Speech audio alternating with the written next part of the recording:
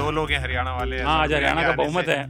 मैं पहले कह रहा था, आने से पहले ये कह रहे थे आज हमारा बहुमत है। मुझे पता लगा सरप्रिया जाए तो मुझे मैंने कहा लगा कि आज हरियाणा का बहुमत है तो सर। बहुमत की क्या जरूरत है। कि अगर आप एक्यूरेट हैं और सिचुएशनल हैं, मतलब आसपास जो घट रही है, आपके घर में जो घट रही है या कुछ है, उस पे आप बहुत हंस सकते हैं। लेकिन बाकी जो चीज़ आपको ये कह के परोसा जाता है कि ये हंसो इस पे, ये हाँ, वो तो नैसर्गिक होना ये हंसने वाला कार्यक्रम, वो टाइम्स ऑफ इंडिया के 3rd एडिटोरियल जैसा है, जिसमें एक स्माइली दे दिया जाता है, ह्यूमर कॉलम, कि भाई ये हंसने वाला कॉलम है, इसे पढ़िए और हंसिए। जो इंटरव्यू देना चाहते थे पॉलिटिकल लीडर्स, पहले टीवी वालों की तरफ देखते थे और उनको देना चाहते थे, फिर उनको थोड़ा सा वहां से इसी चीजें कॉम्प्रोमाइज होना शुरू की।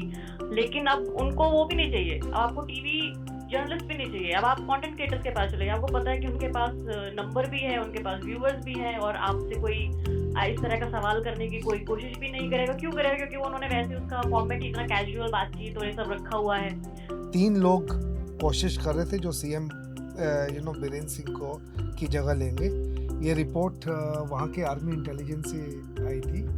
तो उसके बाद बीरेंद्र सिंह को बोला गया कि तुम स्टेप डाउन करो। दिल्ली में रहने वाले लोग मणिपुर के लोगों को समझते नहीं हैं कि उन्होंने बचपन से वहाँ के बच्चे ने इस तरह की स्थिति देखी है।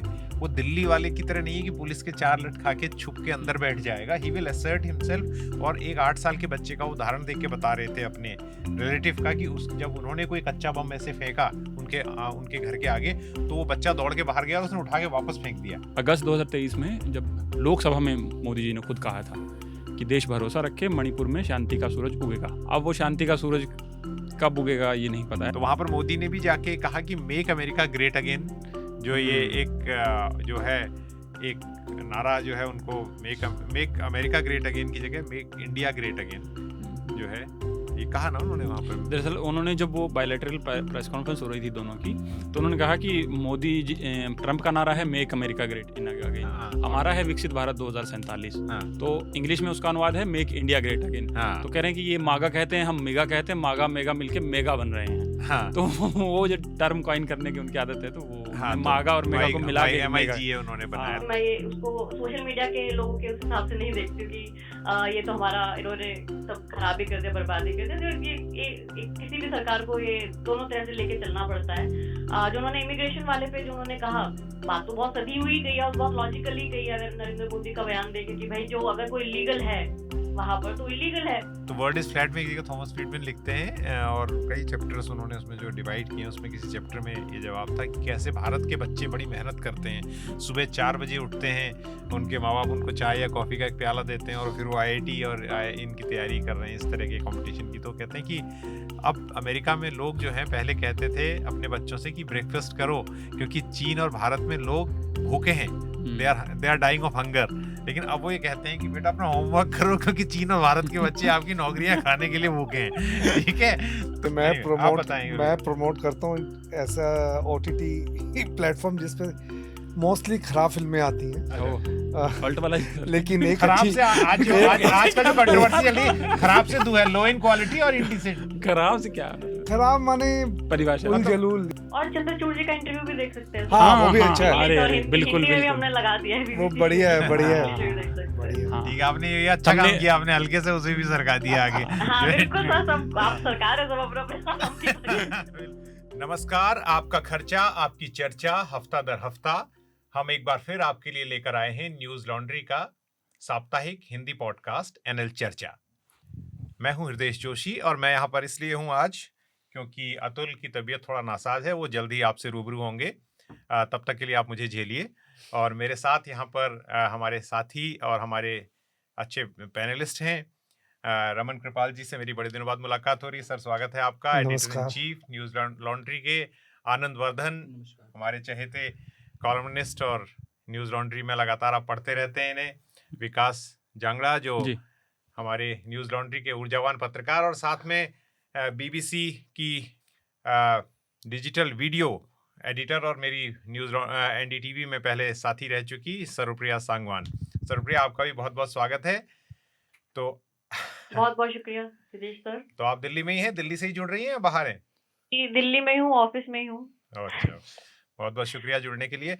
मैं कुछ अनाउंसमेंट कर दूं, उसके बाद विकास जो है वो हेडलाइंस से हमें हमारा परिचय कराएंगे और उसके बाद हम आगे महत्वपूर्ण विषय आज के कुछ हैं उन पर चर्चा करेंगे। तो आज मैं ये कहना चाहता हूँ कि वैलेंटाइन डे है, प्यार मोहब्बत का दिन है, दोस्तों पर भरोसे का भी दिन है। तो इसी पर आज सवेरे जब अतुल से बात हो रही थी तो हमारे दिमाग में विचार आया कि ये भी एक बहुत अच्छा तरीका हो सकता है दोस्तों को कि उनको जो गिफ्ट है वो न्यूज़ लॉन्ड्री का सब्सक्रिप्शन दिया जाए। तो ये भी एक अपील हम इस बहाने करना चाहते हैं। अब इसे मोहब्बत में तिजारत और तिजारत में की मोहब्बत कह सकते हैं, लेकिन ये भी ज़रूरी है क्योंकि ऐसी पत्रकारिता के लिए सहयोग चाहिए पाठकों का। एनएल सेना का एक न्यूज़ लॉन्ड्री सेना का एक प्रोजेक्ट हिंदू राष्ट्र चल रहा है, हिंदू राष्ट्र प्रोजेक्ट। उसके बसंत कुमार, प्रतीक और अनमोल जो हैं वो अलग अलग राज्यों में दौरा कर रहे हैं। वहाँ से आपको 360 डिग्री जो है व्यू के साथ वीडियो स्टोरीज ला रहे हैं, तो आप उसमें भी सहयोग कर सकते हैं। उसको देखिए, पढ़िए। हवा का हक कैंपेन है एक जो मेरे दिल के काफ़ी करीब है। हमारे मेट्रोज़ की जिस तरह हालत है, जो पूरी गंगा का मैदानी हिस्सा है जिसमें जो हालत है, इस पर अभी हाल में हमने दिल्ली चुनाव से पहले एक मैनिफेस्टो भी तैयार किया था विशेषज्ञों की मदद से। तो उसको भी मदद कीजिए और उसके बारे में जितनी स्टोरीज हमारे यहाँ पर लिख रहे हैं पत्रकार, उसे पढ़िए और लोगों तक शेयर कीजिए। इसके साथ दर्शकों की मांग पर न्यूज़ लॉन्ड्री ने सब्सक्रिप्शंस जो हैं उनका स्टाइल घटाया है, स्टाइल को बदला है और कम रकम के वाले सब्सक्रिप्शंस भी हैं जिसमें 299 रुपये से लेकर 99 रुपये तक के भी सब्सक्रिप्शन हैं।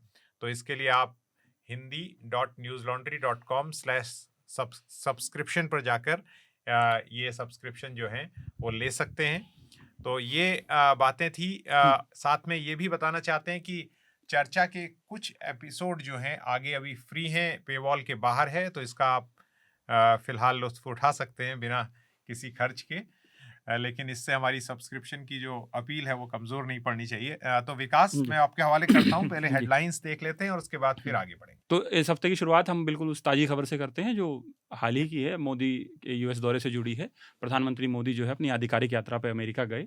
दोनों देशों के मुखियाओं ने बहुत सारे विषयों पर बात की और इस दौरान एक नया इनिशिएटिव यहाँ लॉन्च किया गया, इंडिया यूएस कॉम्पैक्ट करके, catalysing opportunities for military partnership, accelerated commerce and technology.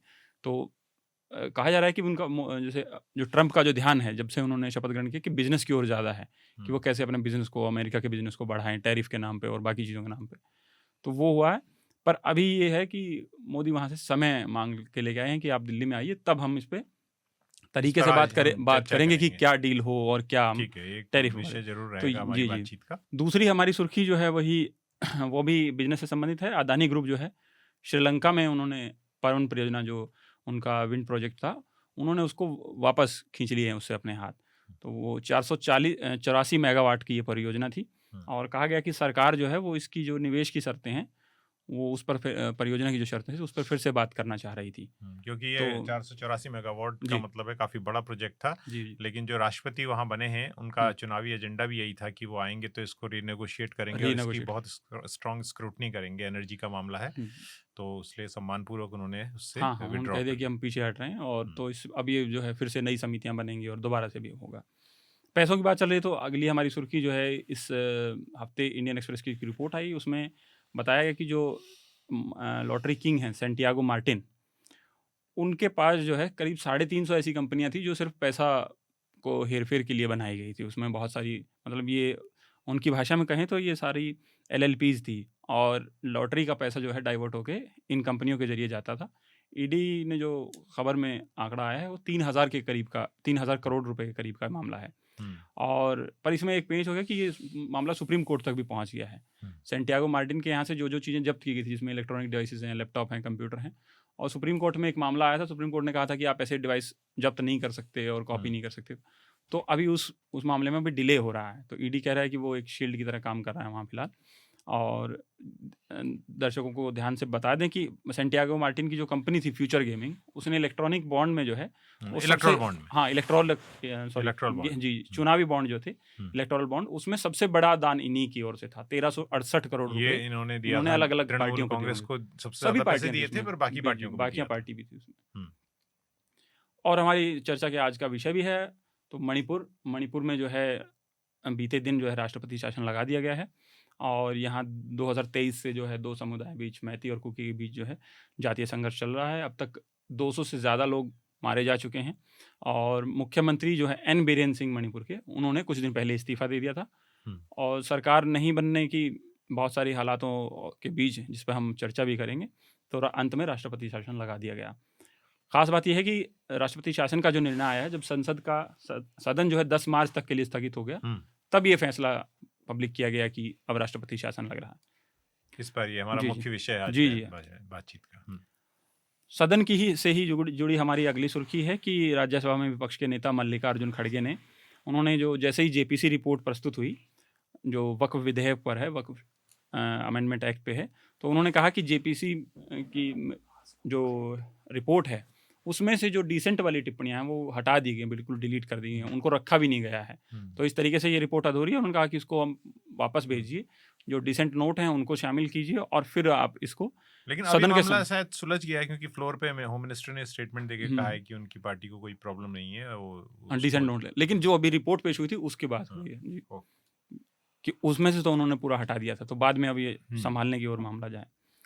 Okay जी, अगली हमारी सुर्खी अमेरिका से जुड़ी है। वहाँ राष्ट्रपति डोनाल्ड ट्रंप ने चेतावनी दी कि अगर जो गाजा में जो बंधक बनाए गए हैं वो इजरायली, उनको अगर सबको शनिवार दोपहर तक, कल जो आज तो हम चर्चा रिकॉर्ड करें शुक्रवार है, तो कल तक अगर नहीं रिलीज़ किया गया, छोड़ा नहीं गया, तो वो जो है वो युद्ध विराम और ये जो सारे प्रस्ताव हैं तो उस पर वो रोक लगा देंगे। और सोमवार को देर रात ओवल ऑफिस में वो पत्रकारों से बातचीत कर रहे थे।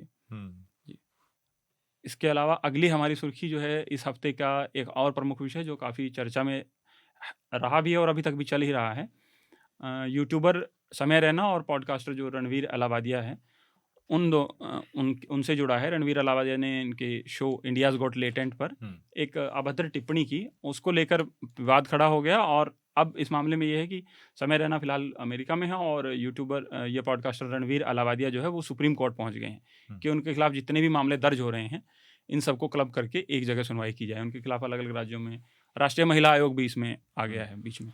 तो इस मामले पे मैं यहाँ थोड़ा सा आपको रोकूंगा। मैं चाहूँगा कम से कम 2 गेस्ट हमारे इस बारे में हम लोग कुछ टिप्पणियाँ करें, थोड़ा बात करना चाहते हैं। तो आनंद, मैं आपसे जानना चाहता हूँ कि ये जो पूरा मामला है, जैसा रमन सर ने कहा, मैं भी ट्रैवल ही कर रहा था, मैंने इसको मोटा मोटा सुना है, लेकिन इसका फिर आगे फॉल आउट भी है कि काफ़ी इसको बड़ा बना गया, टीवी पे हुआ, और इस तरह की अभद्रता जो है वो कॉमेडी शोज़ में तो हम देख ही रहे हैं, लेकिन ये मामला, इसकी कई मतलब डायमेंशंस हैं। आप इसको कैसे देखते हैं? नहीं, पहले जो इसका जो कानूनी फॉल आउट है उस पर देखते हैं हम जी।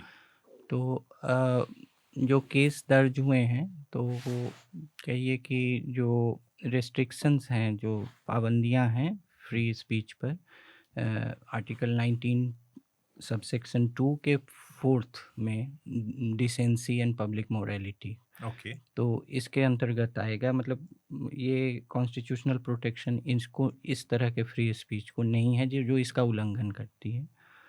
और भारतीय कोर्टों में कुछ टेस्ट्स रखे गए हैं अभद्रता के लिए। एक मिनट में आपकी बात को क्लैरिटी से दर्शकों के लिए पूछ लूं आपसे। आप कह रहे हैं आर्टिकल 1924 में जो बात है वो उसके तहत ये जो उसमें जिम्मेदारी से जो बोलने की भी जो जिम्मेदारी है उसके ये उल्लंघन है। मतलब कि अगर मोरालिटी और डिसेंसी का उल्लंघन होगा तो उसे फ्रीडम ऑफ स्पीच का प्रोटेक्शन नहीं मिलेगा। ये फर्स्ट अमेंडमेंट 1951 से आया। ओके, ठीक है ना, तो उसमें 8 हैं, ये चौथा नंबर है। तो अभी भारतीय कोर्टों ने, लेकिन अब अभद्रता क्या है और अनैतिक टिप्पणियां क्या हैं, इसको कुछ टेस्ट्स भारतीय कोर्ट ने इवॉल्व हुए हैं। एक जो कि इंग्लिश कोर्ट्स ने अब इसको हटा दिया है खास, और वो दिखता है जैसे एक पहले टेस्ट को बोलते हैं हिकलिन टेस्ट। हिकलिन टेस्ट है कि ये इसकी मान्यता नहीं है कि ये जो टिप्पणी की गई इसके उपभोक्ता कौन है, वो बस की गई, उसके कॉन्टेक्स्ट का भी, संदर्भ का भी कोई महत्व नहीं है, कोई किस से कॉन्टेक्स्ट में किया गया। बस अगर किया गया है और अभद्र है तो उसको लिया जाएगा। तो ये हिकलिन टेस्ट है। अंग्रेजी कोर्टों ने लेडी चैटलिस लवर जो डी.एस. लॉरेंस का नॉवेल था, इसमें इस बात को नहीं माना था, लेकिन भारतीय कोर्ट अभी भी मानती हैं। ओके। तो दूसरा है एक लाइकली ऑडियंस टेस्ट, मतलब इस तरह की टिप्पणी के लाइकली ऑडियंस कौन हो सकते हैं, मतलब कि किन किन के हाथों में ये पढ़ने सुनने मिल सकता है, उसको टारगेट करके किया जाता है। तीसरा एक टेस्ट है इसमें कम्युनिटी स्टैंडर्ड टेस्ट, कि अभी समुदाय का जो नैतिक मान्यताएं हैं अभी जो हैं उसके अनुसार है कि नहीं। एक चौथा टेस्ट भी इसमें आता है कॉन्टेम्प्ररी, जो अभी के समय में समकालीन नैतिकता के जो मापदंड हैं उस पर खरी उतरती है कि नहीं। क्योंकि आपको एक केस याद होगा तमिलनाडु की अभिनेत्री खुशबू, जो प्री मैरिटल सेक्स पे उन्होंने कमेंट किया था, बाद में कोर्ट ने उसे अभद्र नहीं माना था, क्योंकि बोले कि अभी के मोड्स के अनुसार ये कोई अभद्र टिप्पणी नहीं है, तो वो कॉन्टेम्प्ररी मोरालिटी टेस्ट के अंदर वो खारिज हुआ था। ओके। तो और भी एक टेस्ट है जिसको बोलते हैं कि ऑर्डिनरी मैन्स टेस्ट, मतलब कि इस बात से उसका टेस्ट किया जाएगा कि एक सामान्य आदमी जो कि सामान्य प्रूडेंस और रेशनैलिटी का है, उसको वो अभद्र लग रहा है या कि नहीं। क्योंकि ये खासकर के अब्बास केस में 1970 में जस्टिस हिदायतुल्लाह ने कहा था कि ये हमें नहीं मानना है कि जैसे कि एक रॉन्गली एजम्पशन है कि French man sees a women's leg in everything. तो ऐसा नहीं है कि सामान्य आदमी का ये मानना हो कि यह अभद्र है या नहीं। सो हम पर्वर्ट की दृष्टि से इसको नहीं नाप सकते हैं। तो ये कुछ टेस्ट हैं जो भारतीय कोर्ट्स में अभद्रता, ये जो मैंने शुरू में बताया था सब सेक्शन 4 में, ये तो एक इसका है। दूसरे आयाम पे आते हैं कि ये जो एक प्रचलन जो इंसल्ट कॉमेडी या फिर शॉक कॉमेडी, इसका प्रचलन जो है आप कह सकते हैं वेस्ट से भी आया है। ऐसा बहुत लोग मानते हैं कि ये इंसल्ट कॉमेडी और शॉक कॉमेडी भारतीय परंपराओं में भी अनभिज्ञ नहीं है। खासकर जो है भारतीय विवाहों में जो परिवार के अंदर जो गालियां गाई जाती हैं, वो बहुत इंसेस्चुअस तो नहीं कहूँगा मैं, लेकिन हाँ, जैसे कि भाभी को लेकर, साली को लेकर, या ऐसे लेकर जो गालियां जो उत्तर प्रदेश में खोया करके जो है एक परंपरा है, वो काफ़ी अश्लीलता वाली होती है। और लेकिन उसका मेरे ख्याल से एक डिस्टिंक्शन ये है कि वो जो मार्जिन्स नहीं, उसको क्या बोलते हैं, जो डिग्रीज ऑफ प्रोहिबिटेड रिलेशनशिप में नहीं आता है कि। और दूसरी बात है कि उसका संदर्भ जो है एक बैंटर का होता है, मतलब एक फैमिलियल बैंटर का। तो बहुत हद तक वो इस परंपरा से कटा भी नहीं हुआ है। तो तीसरी बात है कि हम जो पहले बहुत मानते थे कि फिल्मों में अभद्रता भर रही है, लेकिन जब सोशल मीडिया पे आम आदमी को एम्पावर किया गया कि तुम खुद कंटेंट बनाओ, तो उसने क्या कंटेंट बनाया? उसने भी यही कंटेंट बनाया। आप इंस्टाग्राम, ट्विटर, फेसबुक पे एक से एक अश्लीलता फैली हुई है। तो ये मानना कि जो मास और कमर्शियल कंटेंट क्रिएटर पहले थे फिल्म उद्योग में या टीवी उद्योग में, वो अश्लीलता परोस रहे थे और आम आदमी जैसे बहुत दूसरे तरह की मानसिकता का है, तो वो भी मुझे लगता है इससे, ये तो सबको पता ही था, इससे ज़्यादा अश्लीलता आपको मिल जाएगी। इनफैक्ट जो एक बहुत छिपा हुआ पॉर्न साइट है वो है ट्विटर, बहुत छुपा हुआ पॉर्न साइट है वो है इंस्टाग्राम। इस पे हर तरह की का पॉर्न भी मौजूद है इस पर। तो पॉर्न मौजूद है, आप जाइएगा, बहुत सारे।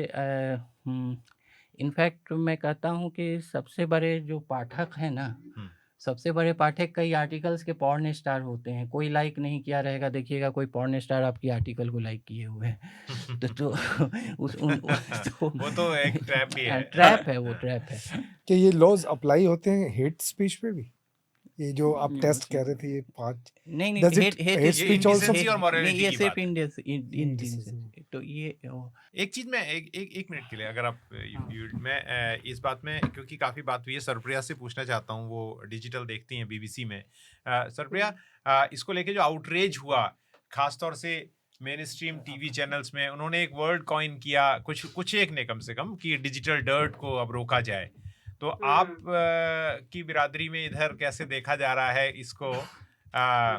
हमारी और आपकी बिरादरी अलग नहीं है, लेकिन हम इस तरह से पूछना चाहता हूँ कि क्या अब ये वास्तव में ये लोग जो कह रहे हैं, जो एक सेंटिमोनियस और बड़ा ही एक ऊंचा संत की तरह बात कर रहे हैं कि ये लोग गंदगी फैला रहे थे, और जिसकी ओर आनंद ने भी इशारा किया कि अगर आप कॉमन क्रिएटर को भी देते हैं तो वो भी वही ला रहा है, तो इसको इस पे आपकी टिप्पणी क्या है? देखिए, सीधी सी बात है, ये जो आयरॉनिकल भी लगता है थोड़ा सा, जब टीवी चैनल के लोग ये वाली बात करते हैं कि ये डिजिटल डर्ट है और ये सब है। और इसके पीछे मुझे लगता है अगर ये डिजिटल डर्ट है तो बहुत टाइम से सब वो लोग देख रहे थे, और आपका काम था, आप जब उसी वक्त उस चीज को उठा लेते, लेकिन आप सब लोग भी वो देख रहे थे और सब लोग उसको अप्रिशिएट भी कर रहे थे, अपनी बातचीत में भी कर रहे थे। लेकिन जैसे ही आपने देखा कि हाँ, एक सोशल मीडिया पे कुछ लोगों ने इसके खिलाफ, जैसे मैंने तो नीलेश मिश्रा जी का एक ट्वीट देखा था, उसके बाद उसपे काफी 20-25 हजार लाइक थे, और फिर और लोगों ने उसके बारे में लिखना शुरू किया, तो उनको लगा कि नहीं भाई, ये तो इसमें तो अच्छे नंबर आ रहे हैं, इस पे तो लोग लाइक कर रहे हैं, तो ये तो मतलब कुछ ऐसी चीज है, तो हम भी लिखते हैं, हम भी करते हैं ना। हम सब लोग ऑलरेडी उन चीजों को देख रहे थे। और दूसरा इसका पहलू ये भी है, आप ये सोचिए, जो कंटेंट क्रिएटर्स हैं, किस तरह से उन्होंने टीवी जो जर्नलिस्ट हैं उनका स्पेस ले लिया है। मैंने 2-3 साल पहले भी वाली बात कही थी कि जो लोग जब आप जो इंटरव्यू देना चाहते थे पॉलिटिकल लीडर्स, पहले टीवी वालों की तरफ देखते थे और उनको देना चाहते थे, फिर उनको थोड़ा सा वहां से इसी चीजें कॉम्प्रोमाइज होना शुरू की। लेकिन अब उनको वो भी नहीं चाहिए, अब आपको टीवी जर्नलिस्ट भी नहीं चाहिए, अब आप कंटेंट क्रिएटर्स के पास चले जाइए। आपको पता है कि उनके पास नंबर भी है, उनके पास व्यूअर्स भी हैं, और आपसे कोई इस तरह का सवाल करने की कोई कोशिश भी नहीं करेगा। क्यों करेगा? क्योंकि वो उन्होंने वैसे उसका फॉर्मेट इतना कैजुअल बातचीत और ये सब रखा हुआ है। तो उनको मालूम है कि यार, तो अब तो उनका जो स्पेस जो खा लिया डिजिटल क्रिएटर्स ने, और वो कि इंटरव्यूज वगैरह के लिए भी जो उन पे डिपेंडेंट रहते थे टीवी वालों पे, पॉलिटिकल, वो भी खत्म हो गया। तो उसका ये भी पहलू है कि वो लोग नहीं पसंद करें, उनको लगा कि चलो जेलस अभी जेलस है, जब जेलस। टारगेट कर रहे हैं ना, तो भाई तो टारगेट होगा, अच्छा इसी में आप अपना वो करो। और ये तो बहुत ही गंदे लोग, और बल्कि देखिए बहुत सारे लोगों ने इस तरह से भी टिप्पणी की है सोशल मीडिया पे, कि देखते हैं अब इनके उस पे कौन जाएगा, अब हम ये देखेंगे कि कौन इनसे बातचीत करने जाता है। तो यानी कि ऑलरेडी डरा रहे हैं ऐसे लोगों को कि इनसे कोई बात भी ना करने जाए, वरना तो तुम्हारे ऊपर भी उसी तरह का लांछन लग सकता है। और बात रही रणवीर अलाहाबादिया का, तो जो मैंने शायद पहली बार इस तरह की भाषा सुनी है, या इस तरह का कमेंट उनका किसी उसमें सुना है। लेकिन जो समय रहना है, मतलब वो लगातार इस तरह की मतलब संवेदनहीन बातें, मतलब इतनी बार कहते हैं, उसको लोग डार्क ह्यूमर कहते हैं। लेकिन डार्क ह्यूमर का जो एक उसका पर्पस होता है, वो टैबूज को तोड़ना है, या जो समाज में जो चीजें दिख रही हैं उसके ऊपर बात करना है। लेकिन ये जो यूज है, जिसको डार्क ह्यूमर कहते हैं, मुझे नहीं समझ आता डार्क ह्यूमर, लेकिन वो उसका इजी मनी के लिए इस्तेमाल हो रहा है। बहुत सारे लोगों ने उनका इस तरह भी साथ दिया कि नहीं, ये आदमी तो आकर छा गया एकदम से, इसलिए लोगों को बड़ी जलन हो रही है, चिढ़ हो रही है। मुझे नहीं लगता कि ये हमारा कोई बचाव का वो होना चाहिए, डिफेंस का तर्क होना चाहिए। क्यों? आप सोचिए, ऐसी ऐसी चीजें वो बोलते हैं कि मैंने एक दिन एक गरीब बच्चे को 2000 रुपए का नोट दे दिया, और उसके फिर और जो साथी बच्चे आ गए, सबने छीनना शुरू कर दिया उससे। उसमें छीना झपटी में एक बच्चा ट्रेन की पटरी पे गिर गया, वो ट्रेन से कुचला गया। और ये देख के मुझे इतना मजा आया, मेरे जो 2000 रुपए वसूल हुए हैं, मेरा कभी भी नहीं वसूल होते। तो जो हम एज अ जर्नलिस्ट, अगर हम एक समाज को थोड़ा संवेदनशील करने की कोशिश में लगे रहते हैं कि नहीं, किसी तरह से आप दूसरे के दुख को समझें, माइनॉरिटीज को समझे, गरीबी को समझे, आप यहाँ पे आके आपने उसको कॉमेडी का विषय कैसे बना दिया है? तो मैं उसको नहीं समझ पाती हूँ। अगर कोई आप वो इस तरह की कॉमेडी करते हैं कि मेरी एक फ्रेंड ने अपनी माँ के इलाज के लिए 1 लाख रुपया लिया, और बाई चांस शाम को उसकी माँ की डेथ हो गई, तो मैंने कहा कि भाई तो इलाज में तो पैसा लगा ही नहीं ना, मेरे पैसे तो दे दे। मतलब सेलिंग द इनसेंसिटिविटी।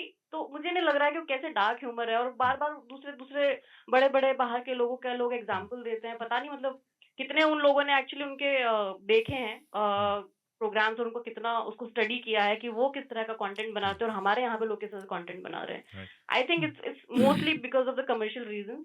उसको आप किसी तरह से आप इजी मनी है आपके लिए, तो इजी सर, मनी तो हर चीज में है और आप उस चीज के ऊपर अगर अगर जो इजी मनी तो आप कुछ भी करके कर रहे हैं। कंटेंट क्रिएटर्स क्या क्या चीजें नहीं कर रहे हैं, लड़कियां क्या क्या नहीं कर रही, वो सबको सबको दिख रहा है। आई डोंट थिंक कि ये और जो वही जो आपका सवाल था कि टीवी न्यूज को मुझे नहीं लगता कि जो आयरॉनिकल है उनका ये कहना कि ये डर्ट है। आई थिंक वहां पर अभी भी बहुत ज्यादा डर्ट है जो उनको भी देखना चाहिए। वो कितने संवेदनहीन बातें करते हैं वहां पर। तो आप बात पूरी कीजिए, फिर हम अगली हेडलाइन की ओर हाँ बढ़ेंगे। मतलब हाँ उन्होंने जो डार्क कॉमेडी पे कहा तो वो है भारत में ये हाँ, मैं तो उस पीढ़ी से आता हूँ जिसे ये स्टैंड अप कॉमेडी किसी हॉल में बैठकर देखने का कोई तुक नहीं समझ में आता है, क्योंकि एक तो वो शॉक वैल्यू पे है, दूसरा इंसल्ट वैल्यू पे है। तो ये इसमें क्या है कि आप उस पे मुस्कुरा सकते हैं, लेकिन ये फैशन कि उस पे जैसे ज़मीन पे घुलट-घुलट कर हँस रहे हैं, ये तो मुझे समझ में नहीं आता है। अगर मतलब ऐसे उसमें कोई बात भी नहीं रहती है। अब ये एक कई बार वो जो हंसने हंसाने वाले लोग होते हैं वो भी उन्हीं के लोग होते नहीं, हैं। और फैशन एक है ना, खैर ये मैं थोड़ा विषय से भटक रहा हूँ, लेकिन मुझे लगा कि ये मैं उस पीढ़ी से, मुझे ये सब समझ में नहीं आता कि मेरे ख्याल से हास्य जो है एक्यूरेसी से आती है। अगर आप एक्यूरेट हैं, ह्यूमर के लिए एक्यूरेसी बहुत ज़रूरी है कि अगर आप एक्यूरेट हैं और सिचुएशनल हैं, मतलब आसपास जो घट रही है, आपके घर में जो घट रही है या कुछ है, उस पे आप बहुत हँस सकते हैं। लेकिन बाकी जो चीज़ आपको ये कह के परोसा जाता है कि ये हँसो, हँसो इस पे, ये हाँ, वो तो बहुत नैसर्गिक होना ये चाहिए। हँसने वाला कार्यक्रम। वो टाइम्स ऑफ इंडिया के 3rd एडिटोरियल जैसा है, जिसमें एक स्माइली दे दिया जाता है, ह्यूमर कॉलम, कि भाई ये हँसने वाला कॉलम है, इसे पढ़िए और हँसिए। चलिए तो विकास के बाद हेडलाइन के लिए जाते हैं, लेकिन उससे पहले में सर एक मिनट, क्योंकि आपने you have seen range of this thing for many years. आपने कई सालों तक ये पत्रकारिता के अलग अलग रंगों को देखा है, और अभी जो इस तरह का एक तरह से एक्सप्लोजन हुआ है एवेन्यूज का, आप इस तरह की चीज़ों को, जैसे आनंद ने सही कहा कि जो कई बार जो स्टैंड अप कॉमेडी है वो कहीं जाके देखना, जबकि चीज़ें हंसी जो है बहुत, कहते हैं ना, हंसने के लिए एक रग का इस्तेमाल करना पड़ता है, तो उसके लिए कोई बहुत प्रयत्न पूर्वक आपको कोई हंसाए ये भी। बट इन अखबारों में कैसे इसकी जगह रही है और कैसे चेंज हुआ ये, जस्ट कैन यू, आप इसको नहीं, कैसे? अखबारों में खास तो नहीं होता। मैं जब हिंदी अखबारों में तो चुटकुले आते थे मैं इंडियन संडे को। एक्सप्रेस में था तो वहाँ तो कुछ इतना नहीं था। दूसरा, पहले से बताया तो इलाहाबादी मैंने कभी देखा ही नहीं है अभी तक, तो मुझे उसके बारे में कुछ नहीं पता। लेकिन हाँ, ये जब कंट्रोवर्सी हुई तो इस पे हम कुछ स्टोरीज करवाई। जो टीवी का नज़रिया है, बिल्कुल सही बोला इन्होंने कि मतलब कि काफ़ी आयरॉनिकल है, और उसमें से ज़्यादा जेलिसी की बदबू ज़्यादा आती है कि मतलब कि वो, क्योंकि वो सब कुछ कॉर्नर करते जा रहे हैं और सारे इंटरव्यूज यही लेते जा रहे हैं, तो हमारे पास नहीं है, तो उनकी एक स्ट्रैटेजी बना के उन्होंने इसके ऊपर अटैक किया। उनको एक चांस मिला और उन्होंने अटैक कर दिया। और दूसरा, मुझे मतलब कि मैं कंपैरिजन करना चाहता था, लेकिन आपने ऐसे बताया कि मॉरलिटी के अंदर हेट स्पीचेस वगैरह नहीं आते हैं, लेकिन पुलिस इतना स्विफ्टली इसके अंदर मूव कर रही है।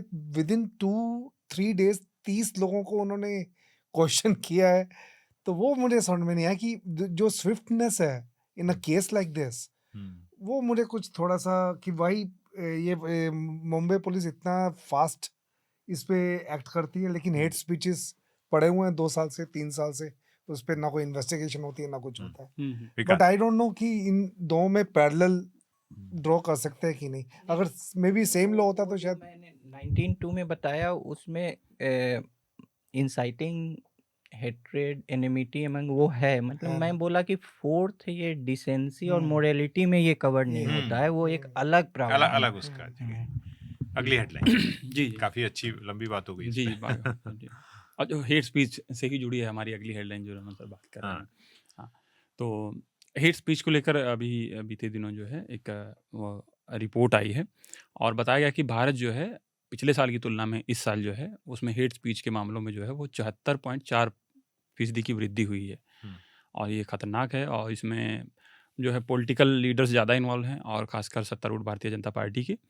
तो इंडिया हेट लैब की रिपोर्ट है, और इसके अनुसार जो है इन्होंने देश भर में से जो है 1165 जो है ये खुद से वेरीफाई इन्होंने केसेस लिए हैं, घटनाओं को दर्ज किया है, और 2023 में इस तरीके की केवल 668 घटनाएं थी। तो ये है। और हेट स्पीच के साथ साथ जो है भ्रष्टाचार के मामले पर भी जो है भारत को लेकर एक रिपोर्ट है, और ट्रांसपेरेंसी इंटरनेशनल की रिपोर्ट है। इसमें जो करप्शन परसेप्शन इंडेक्स है उसमें भारत जो है 2024 में 180 देशों में से 96वें स्थान में पर पहुंच गया है। बीते साल जो है भारत 93वें स्थान, 93 नंबर पे था। और आखिरी सुर्खी हमारी जो इस हफ्ते की है वो राज्यसभा से ही है। शून्यकाल के दौरान मंगलवार को, जो बीते मंगलवार को, उस समय हंगामा हुआ जब भाजपा सांसद राधा मोहन दास ने भारतीय संविधान की जो नई प्रतियां दी गई हैं उसमें उन्होंने कहा है कि इनसे जो नंदलाल बोस जो कलाकार हैं उनके 22 जो है वो लघु चित्र वो गायब हैं, जो नई जो कॉपीज दी गई हैं।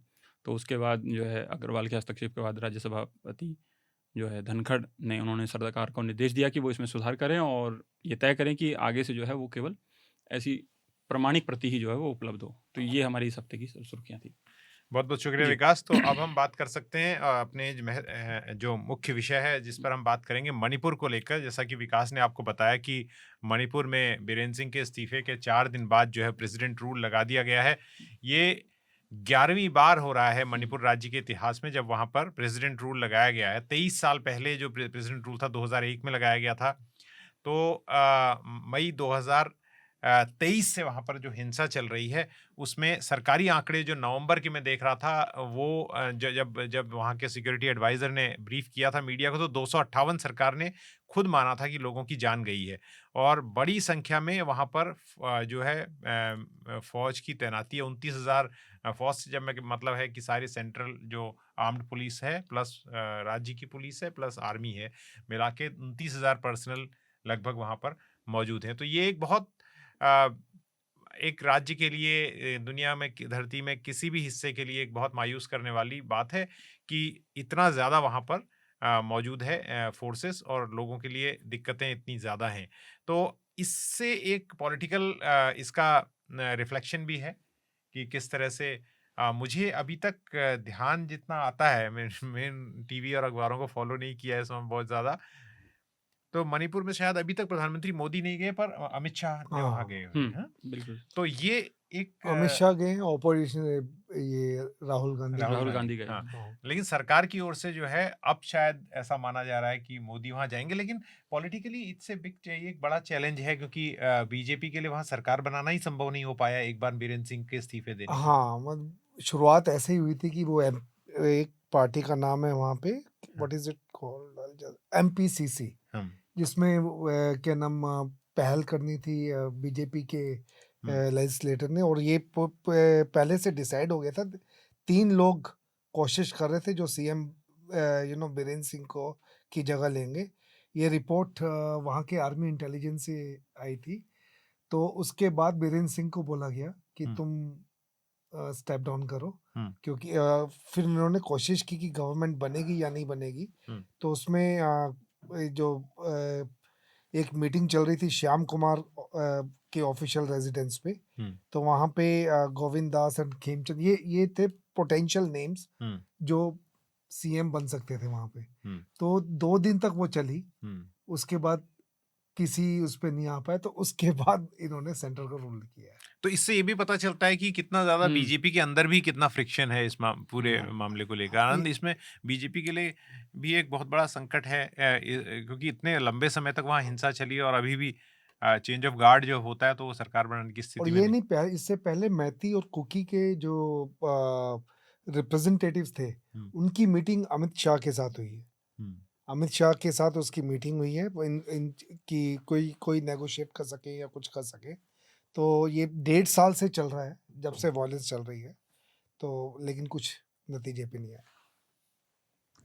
हाँ, एक जैसे इस तरह के जो एथनिक स्ट्राइफ है, जो जनजातियों के बीच जो इस तरह की लड़ाई थी, तो उसमें एक उसका पॉलिटिकल मैनेजमेंट के 2-3 तरीके थे। एक तरीका जो था एथनो नेशनलिस्ट लाइन जो था कि एक जो उसमें बड़ी कम्युनिटी है उसके एक बड़े नेता के साथ कम से कम उस कम्युनिटी का जो है फेथ जो है अपने पास रिटेन करते हुए दूसरी कम्युनिटी से कुछ ब्रिजेस बनाए। वो फेल कर गया, वो पूरी तरह असफल रहा। और बीरेंद्र सिंह उसके पार्ट थे, क्योंकि मिती कम्युनिटी से आते थे और एथनो नेशनलिस्ट लाइन पे एक बड़ी कम्युनिटी का उनसे ऐसा केंद्र का एक रणनीति रही कि इससे कम से कम इस कम्युनिटी का फेथ लेते हुए और दूसरी कम्युनिटी जो है उनसे बात की जाए। तो वो विफल होने के बाद और एक ही बात का सिर्फ मतलब कि it was a matter of time कि केंद्र का कब तक समर्थन रहता है बीरेंद्र सिंह को। केंद्र ने जो आपने जैसा कहा कि भाजपा के अंदर जो विरोधाभास आया और वहाँ जो पॉपुलर सपोर्ट जो है वो ख़त्म हो गया। इवन मिती कम्युनिटी के अंदर से भी मुझे लगता है कि ये एक तरह से एंग्विश। हाँ, एक अविश्वास का बीरेंद्र सिंह के प्रति मोबिलाइज हो रहा था और जो दूसरी कम्युनिटी है वो तो इन पे विश्वास ऐसे भी नहीं कर रही थी। तो कुकी के लिए कुकी, हाँ। तो अब केंद्र के पास ये ऑप्शन जो रहा, जैसा कि आप लोगों ने बताया कि दूसरे जो राजनीतिक विकल्प हैं कि दूसरी सरकार बनाई जाए, उसकी भी संभावनाएं जो हैं धूमिल हो गई।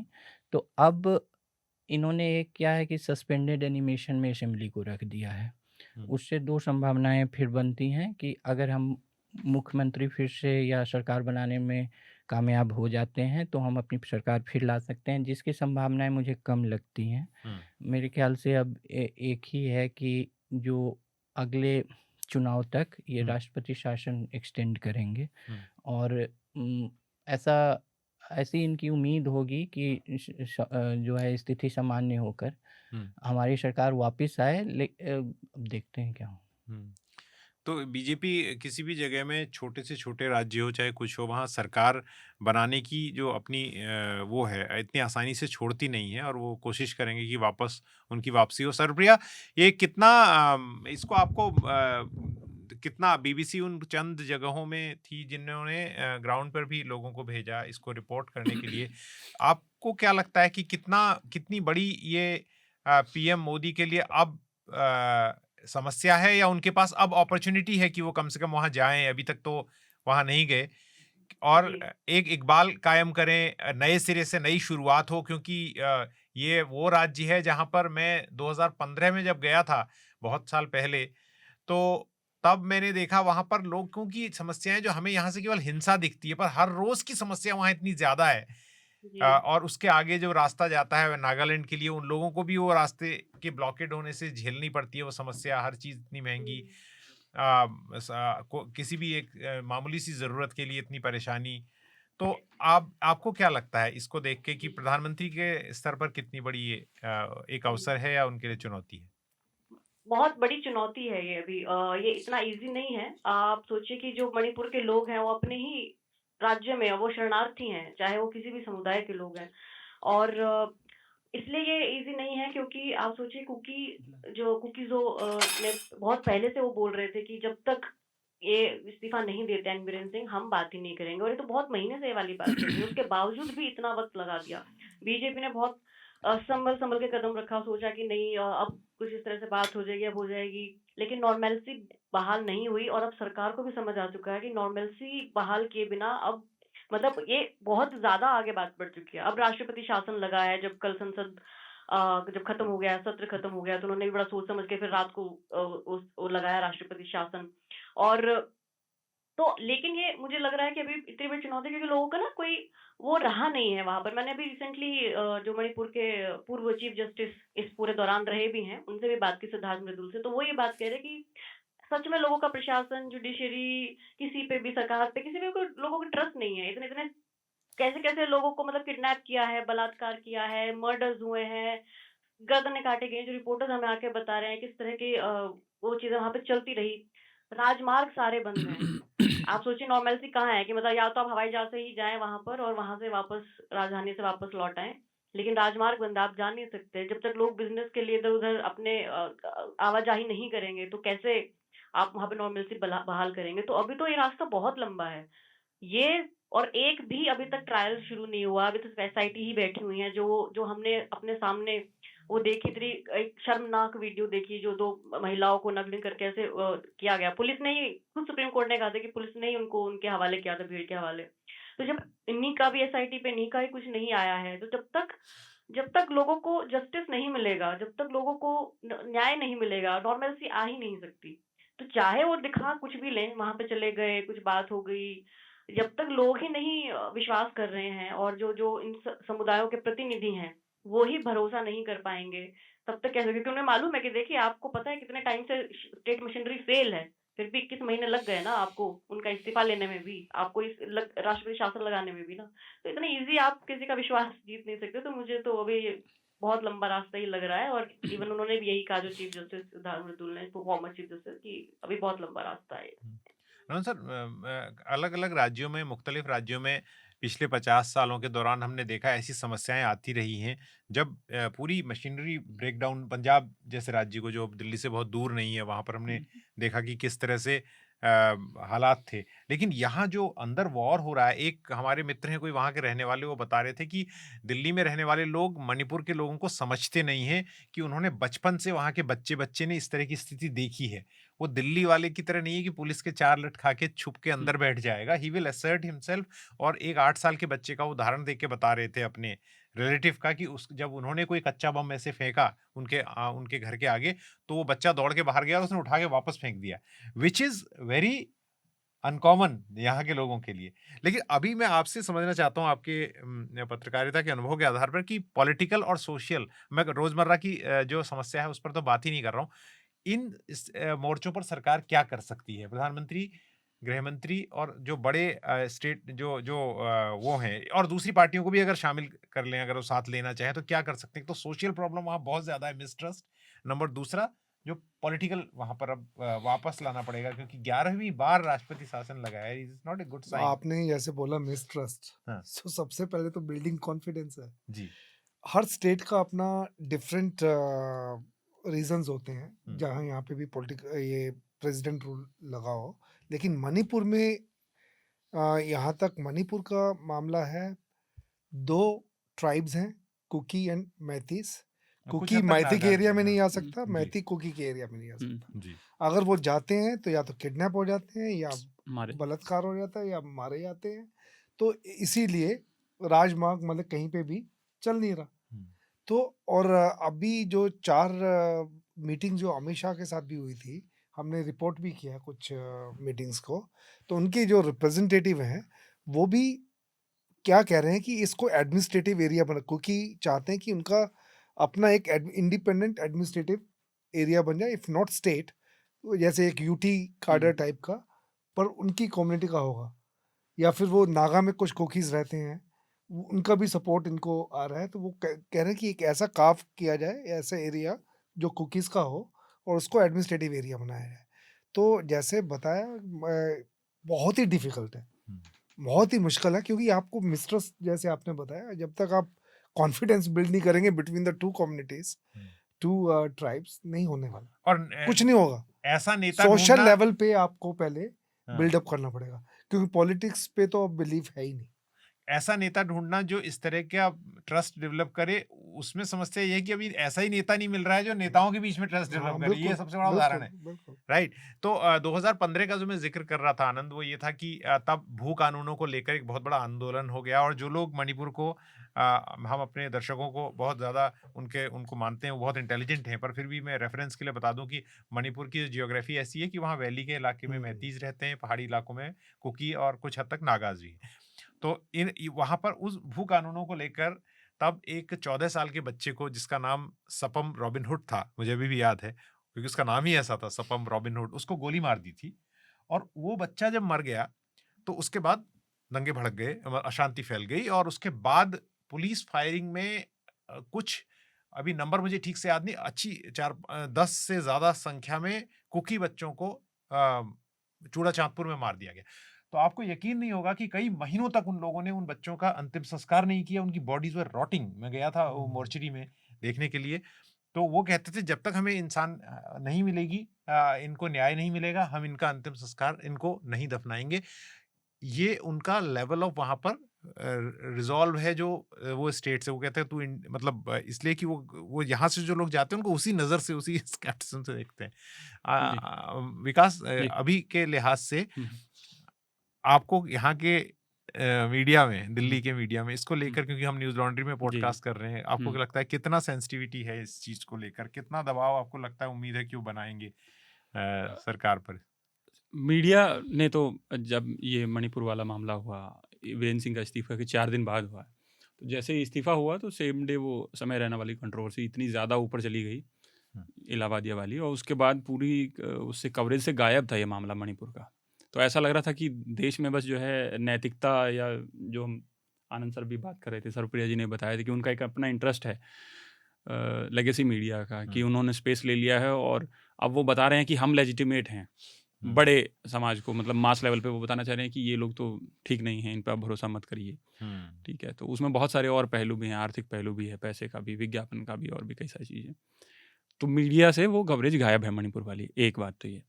दूसरा ये कि मुझे ध्यान आ रहा है कि अगस्त 2023 में जब लोकसभा में मोदी जी ने खुद कहा था कि देश भरोसा रखे, मणिपुर में शांति का सूरज उगेगा, ये उनके एग्जैक्ट वर्ड थे। जब अविश्वास प्रस्ताव भी आया था, चर्चा की मांग हो रही थी विपक्ष की ओर से कि आप मणिपुर में नहीं जा रहे, तो उन्होंने बड़ा फर्मली कहा कि कुछ छोटा सा मामला हुआ है और बहुत ज़्यादा बिगड़ी नहीं चीज़ें, विपक्ष जो है वो ज़्यादा बिगाड़ने के उसमें है, लेकिन देश भरोसा रखे, मणिपुर में शांति का सूरज उगेगा। तो अब वो शांति का सूरज कब उगेगा ये नहीं पता है, लेकिन बीते दिनों में जो कुछ हुआ है और जिस तरीके से मणिपुर में सारी चीज़ें हुई, एक वीडियो भी सर्कुलेट हुई थी जब इस्तीफा मांगा जा रहा था और बहुत ज़्यादा प्रेशर बिल्ड हो गया था बीरेंद्र सिंह पे, तो एक महिला आगे रो रही थी कि नहीं नहीं, आप ही बचा पाएंगे स्टेट को और इस्तीफा मत दीजिए। अब ऐसी कोई टैक्टिस सामने नहीं आई जब इस्तीफा लिया गया। वहाँ इतना बुरा हाँ, हाल है बहुत कि बहुत जो बहुत ही, लेकिन ये असम राइफल्स जो वहाँ पे उसको तैनात किया गया, हाँ, तो मैती असम राइफल्स में बिलीव नहीं करते, वो कहते हैं कि वो कुकी साइड है। हाँ, इवन फोर्सेस के बीच में भी एक डिवीजन लेकर आ गए, हाँ, वही तो बहुत ही बुरा हाल है वहाँ। बहुत। तो और मैं बिल्कुल ध्यान है ऐसे सर, मैंने पिछली बार जब चर्चा हुई तो मैंने यही कहा था कि हमें बहुत सीरियसली देखना होगा कि ये कॉन्फ्लिक्ट बिल्कुल शुरू कहाँ से हुआ। बहुत ही छोटा सा एक वो था, एक हाई कोर्ट का डिसीजन आया और छोटी सी मांग थी पॉलिटिकल, और उससे आज स्थिति यहाँ खड़ी है कि स्टेट जो है बिल्कुल वो एकदम से 2 हिस्सों में हो गया है। हम उसको माने ना माने, लेकिन अभी के लिए हालात यही है 2 हिस्सों में। तो ये पॉलिटिकल लीडरशिप के लिए भी सीख है। इस पे मैं सरप्रिया से एक सवाल पूछूंगा, लेकिन उससे पहले आनंद, मैं ये जानना चाह रहा था कि ये आपको लगता है कि जब शुरुआत में प्रॉब्लम को शुरू में तब ये मई 2023 में शुरू हुआ, उसके बाद कई इंपॉर्टेंट चुनाव चल रहे थे, उसके बाद फिर लोकसभा चुनाव आ गया, ताकि गवर्नमेंट ने भी, क्या आपको ऐसा लगता है इन हाइंडसाइट जब हम देखते हैं, ऐसा लगा कि ये चीज़ अशांत रहते हैं इलाके, चीज़ें कंट्रोल में होंगी, इतना बाहर निकलेगा उन्होंने नहीं सोचा। कुछ महीनों के लिए तो शुरुआत में हम कह ही सकते हैं, बाद में भली चीज़ें निकल गई बहुत बाहर तो फिर हम दोष दे, शुरू में it was error of judgement on part of सरकार के। हो सकता है, मेरे ख्याल से वो जो आरक्षण आधारित जो उच्च न्यायालय का जो वो निर्णय था, वो अब सोशल जजमेंट्स के जो है अनइंटेंडेड कॉन्सिक्वेंसेस हो जाते हैं। तो आप जैसे ही सोशल स्फेयर में जाते हैं, कई आपके कार्य के ऐसे कॉन्सिक्वेंसेस होते हैं जो आप इंटेंड नहीं करते हैं। मेरे ख्याल से उस समय एक रेस्ट्रेंड हाई कोर्ट को भी और उसके बाद एक अपील की व्यवस्था में भी जाना चाहिए था, अगर उसके अनइंटेंडेड कॉन्सिक्वेंसेस बढ़ रहे थे। ये देश में एक और है कि बहुत सारा पॉपुलर मूवमेंट्स का और कई वायलेंट भी हो गए हैं। मोबिलाइजेशन जो है वो अफर्मेटिव एक्शन के आधार पे हो रहा है और बहुत वायलेंट, और ये जो है अभी क्योंकि कई राज्यों में स्टेट जो है एकमात्र साइट हो गया है जो ऊपर बढ़ने का, सभी स्टेट का ही हिस्सा होना चाहते हैं। जैसे और पूर्वोत्तर राज्यों में तो और भी, और जो पिछड़े राज्य हैं, जो आर्थिक रूप से पिछड़े राज्य हैं, जैसे बिहार हुआ, वो वहाँ भी सभी लोग राज्य से बहुत जुड़ना चाहते हैं। इसलिए राज्य से आधारित जो एलोकेशन है, रिजर्वेशन है, या ये सब जो है वो बहुत सोच समझ के करना होता है। और अभी भी ये जो महत्वपूर्ण आंदोलन जितने हैं वो स्टेट पैट्रोनेज को ही लेके हैं, क्योंकि जो निजी क्षेत्र है वहाँ सिमटा हुआ है, वहाँ कोई को कुछ खासा नहीं है, सभी स्टेट का ही पार्ट बनना चाहते हैं। तो जैसा विकास बता रहे थे, एक न्यायालय के निर्णय से इतना बड़ा हुआ। मेरे ख्याल से जो वक्तव्य प्रधानमंत्री का ये बता रहे थे, वो लाल किला से दिया था इस बार 15 अगस्त को। नहीं, 23 अगस्त की सूर्य बात है। सूर्य वाला मणिपुर में शांति का वो अविश्वास प्रस्ताव आया था सदन लोकसभा में इस मार्च बार। अगस्त 2023 में। अच्छा, जी। तो तब उसके जवाब में हाँ, उन्होंने तो कहा था। बड़े और इस बार लाल किला से भी प्रधानमंत्री ने मतलब कि पार्लियामेंट के बाहर किसी पब्लिक फोरम पे पहली बार मणिपुर का जिक्र जो है लाल किला से ही किया था। तो उस समय से अभी की यात्रा जो है वो फिर है कि ये जो है आप जैसा बता रहे थे कि ये माइक्रो मैनेजमेंट से सुलझ सकता था क्या क्या, या इतना हाँ, मैक्रो होना जरूरी इसका था। जी। तो ये एक मैं कहूँगा कि वो जो अनइंटेंडेड कॉन्सिक्वेंसेज है, मतलब when the die is cast, तो अब आपके यहाँ आप मतलब you don't have control over moves. अब जो सोशल फैक्टर्स कंट्रोल ले लिए उस पे। अब आप पीछे पॉलिटिकल जो एजेंसी पीछे आ जाओ। तो अब मतलब आप फिर होप करते हैं कि सोशल इक्विलिब्रियम जो है वो पीस के तरफ झुक जाए। पॉलिटिकल एजेंसी की फिर इनिशिएटिव कम हो जाती है। राइट। सर्वप्रिया, एक समस्या ये है कि दिल्ली में नेताओं को ये लगता है, इससे पहले भी इस सरकार की संवेदनहीनता पर बड़े सवाल खड़े हैं, लेकिन इससे पहले कि नॉर्थ ईस्ट के जितने राज्य हैं उनके दिमाग में ये है कि सेंटर से बना के रखेंगे तो हमारा डेवलपमेंट होगा, हमारे पास पैसा आएगा। खासतौर से लोग ना भी सोचते हो सर, अगर मैं गलत हूँ तो ठीक कीजिएगा, जनता, वहां के नेता जरूर सोचते हैं जो हुकूमत चला रहे हैं कि सारा पैसा तो सेंटर से आना है, जिसका इशारा कुछ हद तक आनंद ने भी किया, तो उस हिसाब से ही चलना है। तो आपको ऐसा लगता है सर्वप्रिया कि ये एक समस्या अभी रहेगी, क्योंकि मणिपुर को बाकी उत्तर पूर्व के राज्यों से भी कितना समर्थन इस हिसाब से वोकली मिलेगा कि उत्तर पूर्व के राज्यों में के कई लोगों से, कोकराझार में भी मैंने जब दंगे कवर किए थे, वहां के लोग कहते हैं कि for you India ends at Bengal में भारत आप लोगों के लिए खत्म हो जाता है, हम लोग नहीं है। पर कई बार ऐसा लगता है कि with in the 7 states also, वो 7 राज्यों के भीतर भी एक ऐसी मुखर आवाज नहीं उठ रही है कि बार बार इस तरह का इग्नोरेंस क्यों है? वो एक मुझे लग रहा है कि ये बिल्कुल सही बात है कि जो हमारे नॉर्थ ईस्ट स्टेट्स हैं, तो उनका एक वो इग्नोर्ड भी हैं, और वो कल्चरल कुछ इस तरह से बन गया है कि एक्चुअली वहां पर भी जो लोग हैं वो, क्योंकि वो जो इतना पैसा सेंटर से आता रहता है, तो जो ब्यूरोक्रेट्स जिस तरह की बातें बताते हैं हमें, तो यही बताते हैं कि जो पैसा आ रहा है सेंटर से, तो लोग अब उसमें ही खुश हैं, उनका जीवन उस यापन हो जाता है। ज्यादा कोई उनको कनेक्ट करना या कुछ और इकोनॉमिकली और प्रॉस्पर करना, उनको उसकी शायद जरूरत भी महसूस नहीं होती है। एक तो ये, लेकिन आप ये भी देखिए कि यहाँ के भी बहुत सारे जो बिजनेसमैन है, बिजनेस वाले लोग हैं, वहां पे कितने ज्यादा वहां काम कर रहे हैं। कोई स्टेट का काम कर रहा है, कोई किसी चीज का काम कर रहा है, मतलब बहुत सारे बिजनेस वहां पे भी लोगों के लगे हुए हैं। यहाँ यूपी, बिहार सारे वहां पे काम कर रहे हैं। तो ये तो है कि सेंटर को अपना ये देखना कि भाई हमारे ये सारे ऑप्टिक्स जो हैं, एक तो पॉलिटिकल ऑप्टिक्स, वो भी किसी तरह से हार्म ना करें हमको। कि मान लीजिए अगर हम पहले ही 3 महीने के बाद एकदम एक्शन ले लें कि राष्ट्रपति शासन लगा दिया, मुख्यमंत्री का इस्तीफा ले लिया, और ये तो पॉलिटिकली कैसा होगा। जब 21 महीने बाद जब ये होता है कि न्यूज साइकिल में वो डाई डाउन हो चुका है, फटीग आ चुका है लोगों को उसके बारे में जान के, तो फिर आप ठीक है, अब करते रहिए, और किसी को कितना ही फर्क पड़ रहा है। जो जिस तरह से शुरुआत में 2-3 महीने, 6 महीने जिस तरह से फर्क पड़ रहा था, इवन जो लोग देख रहे थे और जानना चाह रहे थे मणिपुर के बारे में, अब उस तरह से मुझे नहीं लगता है कि लोग ज्यादा रिलेट भी कर रहे हैं। तो यही है कि वो इग्नोर्ड भी हैं, और अब वहां पे जो कल्चरल भी जैसे बन गया, उनको भी, वो भी बाकी पार्ट को इग्नोर ही करते हैं इंडिया के, कि नहीं हम हमारा इधर अपना सही चल रहा है और उधर चल रहा है। तो मेरा तो इसके बारे में यही समझना है। राइट। तो हम ये उम्मीद करते हैं कि मणिपुर में हालात बेहतर होंगे, खासतौर से अब अगला चुनाव जो देश में आ रहा है, आनंद और हम मजाक में कहते हैं कि पब्लिसिटी में यहाँ इलेक्शन लगातार चलते रहते हैं, इलेक्शन फटीक भी है जो आप बात कर रहे हैं। ये एक बहुत आपने सेंसिटिव बात कही थी, उसके बाद में कह रहा हूँ, तो इसका गलत मतलब निकाला जाए कि एक तो फटीक है कि जहाँ पर इतनी हिंसा हो रही है, इतनी परेशानियां हैं, उसको देख देख के भी लोग रिएक्ट करना बंद कर रहे हैं, पर there is election fatigue also. लेकिन सरकार को लगता नहीं, या राजनीतिक पार्टियों को उससे कोई फटीक है। उनके सारे मूवमेंट जो है सरकार के, अब कहा जा रहा है कि वो बिहार सेंट्रिक ही होंगे, जिसमें एक खबर जो वक्फ बोर्ड वाला मामला था, उसमें नीतीश कुमार की आवाज जो थोड़ा बहुत सुना गया, वो इसलिए भी क्योंकि अंदर से था आवाज थी। तो हम अगले विषय की ओर बढ़ते हैं, जो है वजीर आजम की जो यात्रा है अभी जी। हुई है। वो अमेरिका। विदेश यात्रा पर गए थे कुछ दिनों की, जिसमें वो उन्होंने फ्रांस से अपनी यात्रा शुरू की और उसके बाद वो पहुंचे अमेरिका। तो इसे लेकर दो तीन बातें हैं जो कहनी है। पहली तो ये कि जो फ्रांस में उनकी बातचीत थी और मुख्य विषय रहा वो एआई समिट के रहा। फिर वो वॉर सेमेट्री में भी दिखाई दिए, जहाँ पर उन्होंने हमने फोटोग्राफ्स देखे उनके, किस तरह से वो उनको होमेज दे रहे हैं, उन लोगों को श्रद्धांजलि दे रहे हैं, सैनिकों को। लेकिन उसके बाद जो बात शुरू हुई वो सारी व्यापार से जुड़ी हुई थी और डोनाल्ड ट्रंप के साथ उनका ये पहला बायलैटरल मीटिंग हमारे देश के प्रधानमंत्री का उधर जाके था।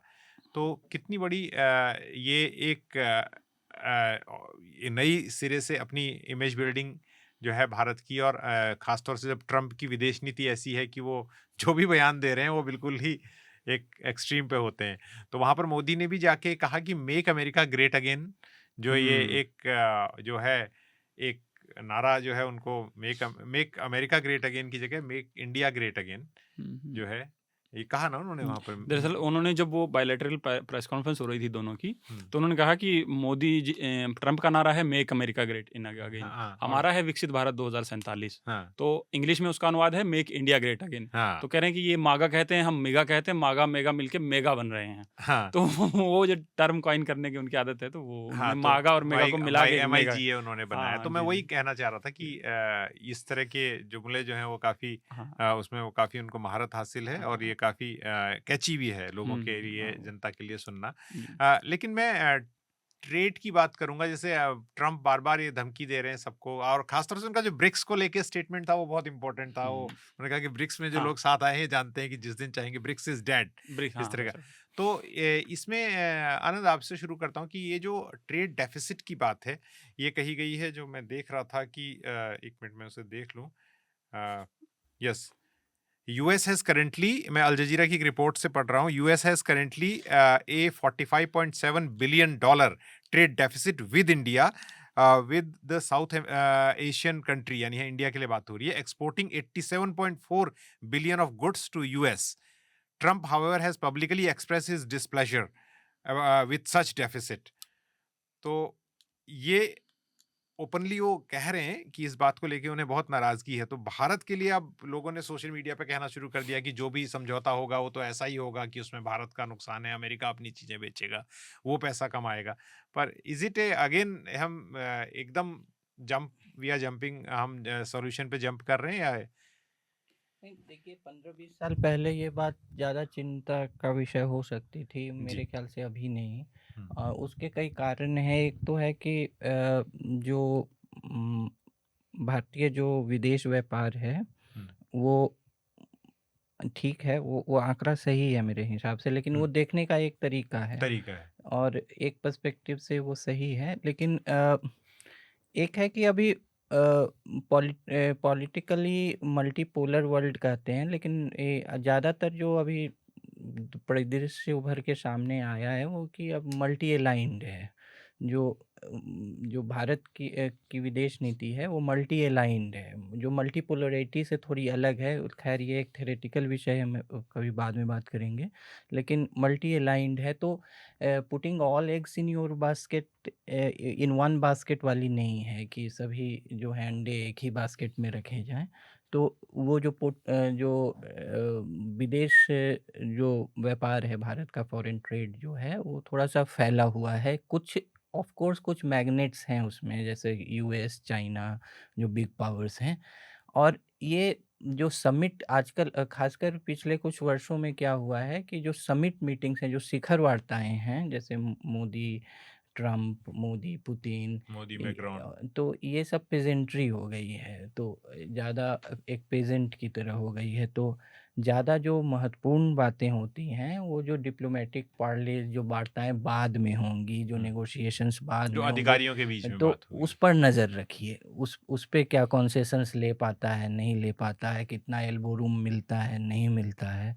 अभी तो जो है कुछ ब्रॉडर कॉन्टूर्स हो जाएंगे कि ये है जो, लेकिन उन फिल इन द ब्लैंक्स जो है वो बाद में आएगा।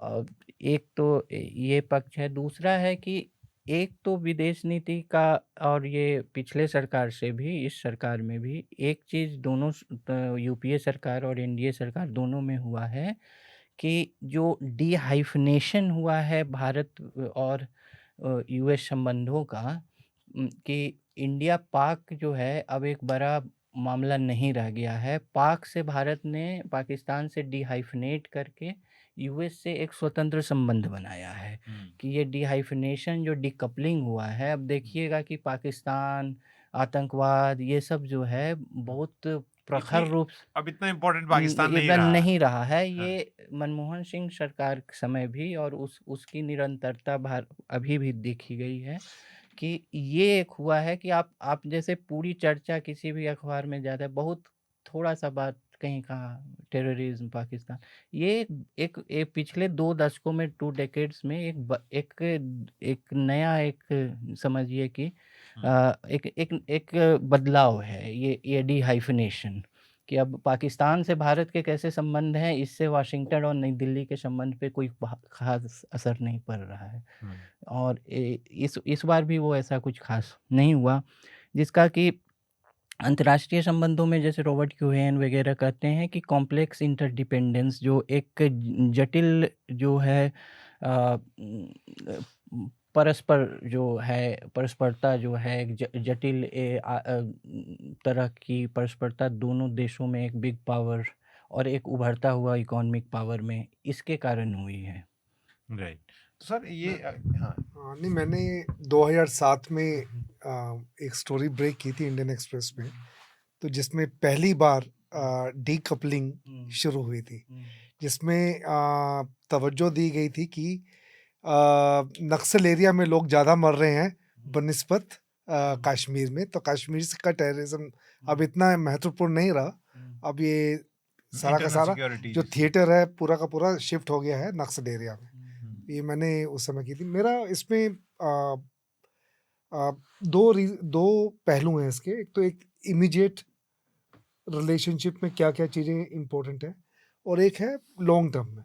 तो इमीडिएट में यहाँ तक मुझे दिखता है टैरिफ की जो बात हुई है उसमें इंडिया का अगर आप एक्सपोर्ट देखें 128 बिलियन और इंपोर्ट है 55 बिलियन, इतना इनका है। और अगर आप देखें आज मार्केट भी गिर गई है बाय द वे, क्योंकि ट्रम्प ने अपने पूरे भाषण में ये बोला कि Modi agrees, Modi agrees, Modi agrees. तो वो एक इमीडिएट जो ऐसा लग रहा है कि Modi is agreeing to everything that Trump has said. लेकिन बिल्कुल आनंद सही कह रहे हैं कि ये तो अभी आपस में दो लीडर ने जो बात की ठीक है, लेकिन पीछे क्या होगा वो डिप्लोमेट्स और जो सेक्रेटरीज, कॉमर्स सेक्रेटरी बैठेगा, उनका कॉमर्स सेक्रेटरी बैठेगा, तो उसके हिसाब से फिर वो पता चलेगा कि भी एक्चुअली क्या है। और इसमें कई चीज़ें देखी जाएंगी, जो साइज, मार्केट साइज जो अमेरिका का है, मार्केट साइज जो इंडिया का है, उसके हिसाब से टैरिफ किस ढंग से सेटल होना चाहिए, तो वो उस टाइप से होगा। ये बहुत सिंपल भाषा में उसने कह दिया ट्रम्प ने कि भी मोदी इस बात से एग्री करते हैं कि जो टैरिफ वो लगाएंगे वही टैरिफ हम लगाएंगे। तो सारे देशों के लिए उसी से एकदम से मार्केट आज देखेंगे आप, मार्केट बिल्कुल जो एक्सपेक्ट किया जा रहा था कि मार्केट बढ़ेगी, मार्केट एकदम से नीचे गिर गया। आज सवेरे की मैं बात है, ये जो आपने बात की ना इम्पोर्टेंट मार्केट गिरने के साथ ही, जो आज एक बंगाली बाबू जो हैं मेरे पास, बुजुर्ग आदमी आए और वो पक्के मोदी जी के समर्थक हैं, कलकत्ता से दूर दिल्ली में रहते हैं। तो उन्होंने कहा कि ये आबेल मुझे मार वाली बात की क्या जरूरत थी, ये क्या करने की जरूरत थी, ऐसा कहा। और फिर उसका तुरंत बोले आप मार्केट उठा या चढ़ा। मैंने कहा दादा मुझे मार्केट का पता नहीं। तो मोबाइल पे वो मार्केट का फिर चेक करने लगे। तो सरप्रिया में या तो ये एक तो बात पैसे की है और दूसरा तिजारत की है, व्यापार की है, बिजनेस की है। लेकिन दूसरी बात यह है कि मोदी जी से प्रेस कॉन्फ्रेंस में 2 सवाल कम से कम उनको सामना करना पड़ा, उनको ट्रम्प दोनों को मौजूदगी में। और दोनों ही सवालों को लेकर काफ़ी डिजिटल मीडिया में, काफ़ी सोशल मीडिया में आवाज़ है। पहला तो सवाल उनका था इसी को बात को लेकर, अडानी जी को लेकर, और दूसरा सवाल था जो माइग्रेंट्स हैं उनको लेकर।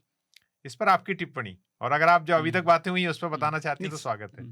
जी, देखिए, बहुत सारे चैलेंजेस हैं अभी भी इंडिया को, उसके उस तरह के भी। ये टैरिफ बढ़ाया है फार्मा पे, टेक्सटाइल्स, आईटी, जो हमारे एक्सपोर्ट सेक्टर्स है उस पे ऑब्वियसली एक चैलेंज आ गया है। और ट्रम्प ने तो अपने बयान में एकदम से अनफेयर भी बोला कि हमारे इंडिया की वजह से हमारा ट्रेड डेफिसिट 100 बिलियन का है और ये बहुत अनफेयर रहा है और पिछली सरकार ने कुछ ठीक भी नहीं किया है, तो अब ये हमें करना पड़ेगा। और आप भी हम पे टैक्स लगाते रहे हैं, हमारी तो कार कहाँ बिक रही थी, आप 70% से उससे भी ऊपर आप लगा रहे थे।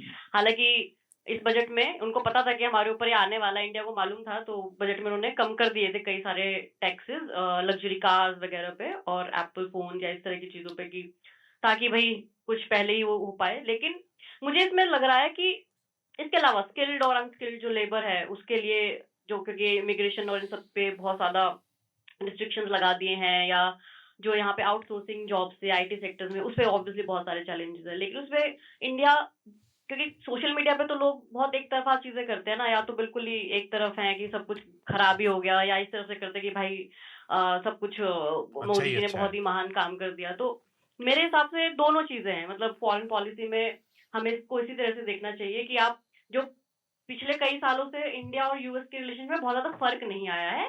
मोदी जी से पहले भी उस तरह से था, अभी भी है और आगे भी ट्रम्प हैं।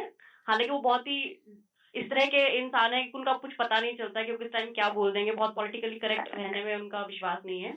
लेकिन फिर भी आगे बहुत सारी अपॉर्चुनिटीज हैं इंडिया के पास अब जो हो रहा है। अब जैसे for example Indo Pacific region में जिस तरह से चाइना का एक इन्फ्लुएंस बढ़ रहा है, और जब पहली ट्रम्प के आने के बाद पहली क्वाड मीटिंग हुई, उसके अंदर यूएस, ऑस्ट्रेलिया, जापान, इंडिया ने बहुत ही एक स्वर में बड़ी इस बात के लिए ओपोज किया है कि भाई अगर आप स्टेटस को चेंज करेंगे इंडिया पैसिफिक रीजन का, और खास की तो ये हम इसको अपोज करते हैं। तो एक तरह से वार्निंग चाइना को दे रहे हैं। अब चाइना को अगर वार्निंग दे रहे हो, चाइना को जिस तरह से साइडलाइन करने की कोशिश होगी ट्रम्प 2.0 में, तो ये इंडिया के लिए बड़ा फायदे की बात है। यूएस अपना प्रोडक्शन बेस बढ़ा रहा है क्योंकि चाइना प्लस वन जो उसकी पॉलिसी है, तो जो वो अपना प्रोडक्शन बेस बढ़ा रहे हैं, तो ऑब्वियसली वो हमारे लिए भी एक अपॉर्चुनिटी है, इंडिया के लिए अपॉर्चुनिटी है, और छोटे छोटे देशों के लिए अपॉर्चुनिटी है।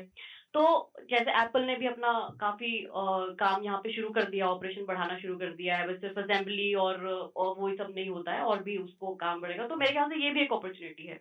और इंडिया के पास ये भी अपॉर्चुनिटी है कि मान लीजिए आप चाइना पे आप भी डिपेंडेंट बहुत रहते हो, आप यूएस पे भी रहते हो, तो आप अपने लिए आप लुक ईस्ट पॉलिसी पे क्यों नहीं काम करते? आप वियतनाम में जाइए, आप और जगह पे जाइए जहाँ पे आप अपना वहां से उनके साथ ट्रेड आप अच्छा कर सकते हो। तो मेरे ख्याल से वो अपॉर्चुनिटीज भी हैं, लेकिन हाँ, मतलब मैं उसको उस तरह से देखती हूँ। मैं ये उसको सोशल मीडिया के लोगों के उस हिसाब से नहीं देखती हूँ कि ये तो हमारा, इन्होंने सब खराब ही कर दिया, बर्बादी कर दिया। तो ये किसी भी सरकार को ये दोनों तरह से लेके चलना पड़ता है।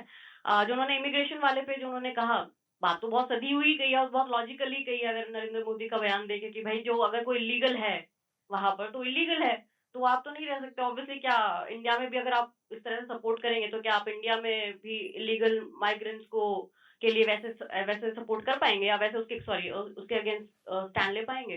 तो उन्होंने, मुझे तो लगता है, सदा हुआ बयान ही दिया। हालांकि यहाँ नहीं कभी दिया, और जब वहाँ के लोगों को इमिग्रेंट्स को ऐसे हथकड़ी लगा के भेजा जा रहा था, और लोगों को थोड़ा उसके ऊपर एक फ्यूरियर था कि भाई उसको तरीके से भी किया जा सकता था। लेकिन ट्रम्प उसको बिल्कुल एकदम ऐसे दिखा रहे हैं। उनका भी अपने गिमिक हैं अपनी ऑडियंस को दिखाने के लिए।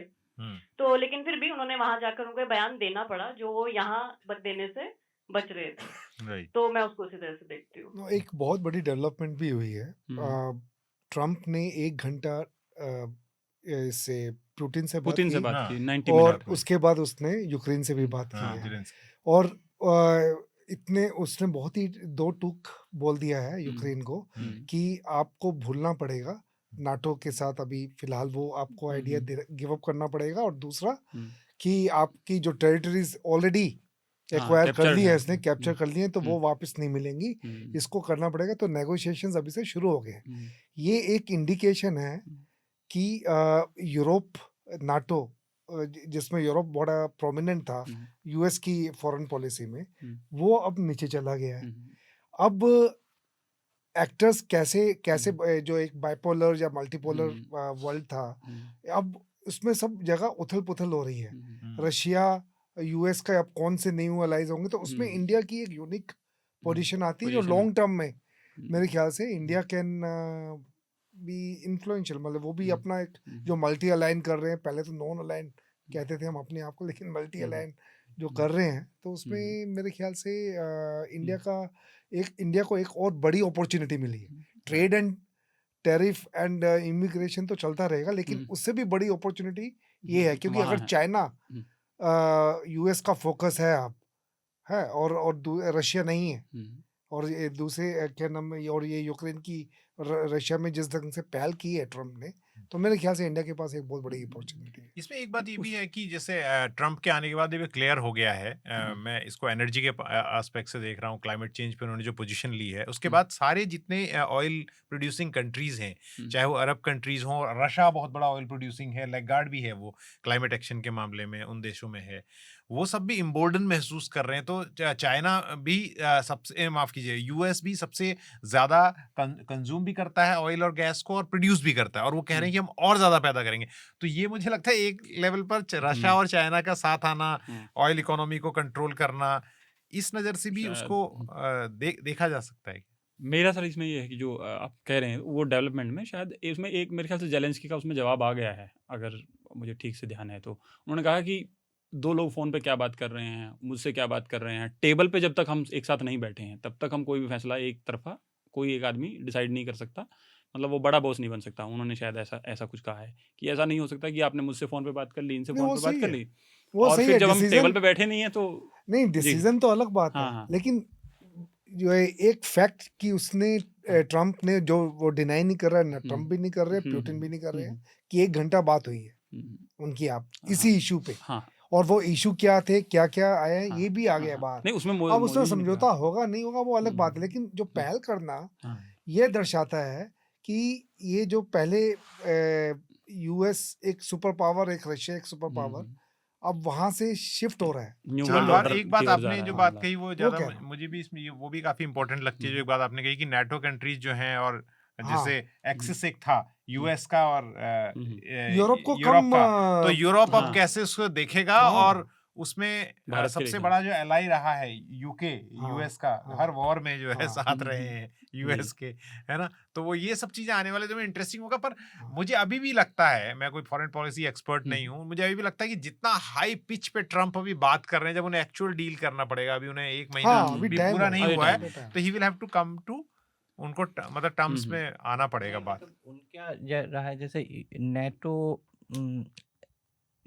जो नेटो का एक्सपेंशन है, ये रशिया के लिए एक बहुत बड़ा जो है उसकी एक नाराज़गी जो है वेस्टर्न पावर्स से रही है कि आप हमारे खिलाफ अलाइन हाँ, हो जब रहे हैं। सोवियत संघ का विघटन हुआ तो उसे ये प्रॉमिस किया गया था वेस्टर्न पावर्स द्वारा कि हम नेटो का और विस्तार नहीं करेंगे, तो ये इसे वो एक वादा खिलाफी के तरह पे देखता है कि ये आपने जो है एक विश्वासघात किया है हमसे, और उसकी भौगोलिक संरचना ऐसी है रशिया की कि उसको सुरक्षा में कई आशंकाएं हैं नेटो के विस्तार से लेके, तो उसको जो है जो खासकर क्रीमिया को लेकर जो दिया है कि आपने जो ऑलरेडी जो कंसीड कर चुके हैं आप लैंड रशिया को, जो सर बता रहे थे, तो क्रीमिया मेरे ख्याल से क्रीमिया, और इस वार में डोनेत्स्क पे तो पूरा उनका कब्जा नहीं है लेकिन क्रीमिया पर है, तो वो आपको वापस नहीं मिलेगा। एक क्या है तो अब वो हो सकता है ये जो है पूरी तरह से अब क्या रूप ले, लेकिन इस फ़ोन वार्ता का लीक क्या मतलब इसे बताना, लीक तो नहीं हुआ है, मतलब कि बताया गया है। ऑफ़िशियली बताया गया है। तो उससे एक तो है कि ये सिग्नलिंग ये है कि ट्रम्प सरकार ने अपनी मंशा तो ज़ाहिर की है कि उस पर ये जो है इसको किस तरह से देख रहे हैं। अब उसके आउटकम्स क्या होते हैं वो अलग बात है। सर इसमें इस मुद्दे पे आखिरी सवाल एक आप सबसे पूछना, और सरप्रिया से मैं शुरू करता हूँ, वो ये कि ये पूरी वार्ता के बाद लोगों में जो एक एप्रीहेंशन है यूएस में, अभी कुछ कॉन्क्रीट नहीं हुआ है, लेकिन फिर भी कि वीज़ा पॉलिसी क्या होगी, हमारा फ्यूचर वहाँ क्या होगा, और जैसे ट्रेड की हम बात कर रहे हैं, तो अगर सर्विस सेक्टर है या ह्यूमन रिसोर्स है, तो वो तो इंडिया ही यूएस को बहुत स्किल्ड और मतलब इस लेवल पर सस्ता और लेबर वो भी यहीं से दे है। सकता है। जी। तो सर्वप्रिया, इसको लेकर क्या कहेंगे आप कि अभी जो भारत का जो युवा है, जो वहां पर बड़ी संख्या में जो वहां जाता है, लगातार रहता है, फिर उनके बच्चे भी अमेरिकन पासपोर्ट होल्डर हो जाते हैं जितने भी हैं, तो इसको लेकर क्या दिमाग में है युवाओं के? जी, मुझे तो लग रहा है कि ये बेसिकली अभी रहेगा, मतलब वहां पर जो ट्रम्प जिस तरह की पॉलिसीज बना रहे हैं, और वो क्यों, क्योंकि इकोनॉमी पूरे वर्ल्ड में ही जिस तरह से सफर कर रही है और जिस तरह का एक संकट का समय हम सबके सामने है इकोनॉमी को लेके भी। आप मतलब आप सोचिए कि इतना ज्यादा वहां पर जो ट्रेड डेफिसिट हो गया, और ट्रेड डेफिसिट से बहुत सारी जॉब्स भी तो चले जाती है ना। आप लोग सस्ते के लिए, आप जब इंडिया से लोगों को हायर करते हैं क्योंकि यहाँ पे सस्ता श्रम है, या आप आईटी के लोगों को वो करते हैं, हायर करते हैं ऑपरेशंस को, या स्किल्ड अनस्किल्ड लेबर को करते हैं, तो उसकी वजह से वहां पे जो जॉब लॉसेस हैं, तो उसी को तो उसी जो गुस्से को ही तो ट्रम्प ने वो किया है, उसको एड्रेस किया है। तो मेरे ख्याल से तो ये रहने वाला है, और यहाँ पे भी फिर ज़ाहिर-सी बात है कि लोगों को ये समझ आ जाना चाहिए जल्दी ही कि अब ये जो जॉब वॉर है ये सिर्फ़ वहाँ नहीं, यहाँ पर भी है। जो लोग वहाँ से वापस आए हैं, या उनको जहाँ वीज़ा नहीं मिलेगा, वापस उनको यहीं पर वापस आकर अपना काम करना पड़ेगा। तो यहाँ पे आके जॉब माँगेंगे, तो आपको यहाँ पे जॉब देना पड़ेगा। तो ये एक्चुअली जो पूरे वर्ल्ड में जो इस तरह का एक इकोनॉमी को लेके प्रॉब्लम है ना, तो वो अब धीरे-धीरे सब जगह नज़र आएगा, और अब उस पे ट्रम्प ने उसी को ही वो एड्रेस कर रहे हैं मेरे ख्याल से। आपका सर क्विक कमेंट ऑन? हाँ, 2 टाइप के जो इंडियंस इस समय यूएस में हैं, उनको उनको चिंता होगी। एक तो इल्लीगली जो गए हैं, वो तो होगी, ठीक है? वो एप्रीहेंशन उनको होगा कि कब कब हमको हमारी बारी कब आएगी जाने की, ठीक है? दूसरा है जो जिनके पास H-1B वीज़ा है और उनकी नौकरी चली गई है, उनको 2 महीने के अंदर नौकरी लेनी होती है दोबारा से, नहीं तो आपको वापस जाना होता है। वापस जाना। H-1B वीज़ा को आप होल्ड करके रखिए, हाँ। जब आपको जॉब मिलेगी आप फिर हाँ, वापस तभी, आ हाँ, सकते मतलब हैं। यू कांट हैव हाँ। H-1B वीजा है और बिना काम करते हुए नहीं रह सकते बिना आप। काम करते हुए आप वहाँ पे नहीं रह नहीं रह सकते हैं। सकते तो हैं। वो लोग क्या करते हैं, वो छोटी-मोटी यूनिवर्सिटी में ना एडमिशन ले लेते हैं, या फिर वो ये भी करते हैं कि वहाँ पे जो थर्ड पार्टी किसी के यहाँ पे कोई थर्ड पार्टी होते हैं, उनको दिखाते हैं कि ये एम्प्लॉयड है, और वो उल्टा वो पैसा कमाने के चक्कर में उनको पैसा दे रहे होते हैं। Sponsor okay. जो हाँ, वाला मामला है। नहीं, वो थर्ड पार्टी कहते हैं, हाँ, वो वहाँ पे काफ़ी हैं। तो वहाँ भी इस चलता टाइप है ये सब, है? तो वहाँ ये सब चलता है। मुझे पता है क्योंकि मेरा बेटा वहाँ पे था, अच्छा, तो आई वो नो। बताते होंगे आपको। हाँ, वो तो आ गया था, वो हाँ, तो H-1B वीज़ा उसके पास है, ठीक। तो वो तो आ गया था, लेकिन हमने कहा तो we आपको have to लगता है कि follow। लोग ये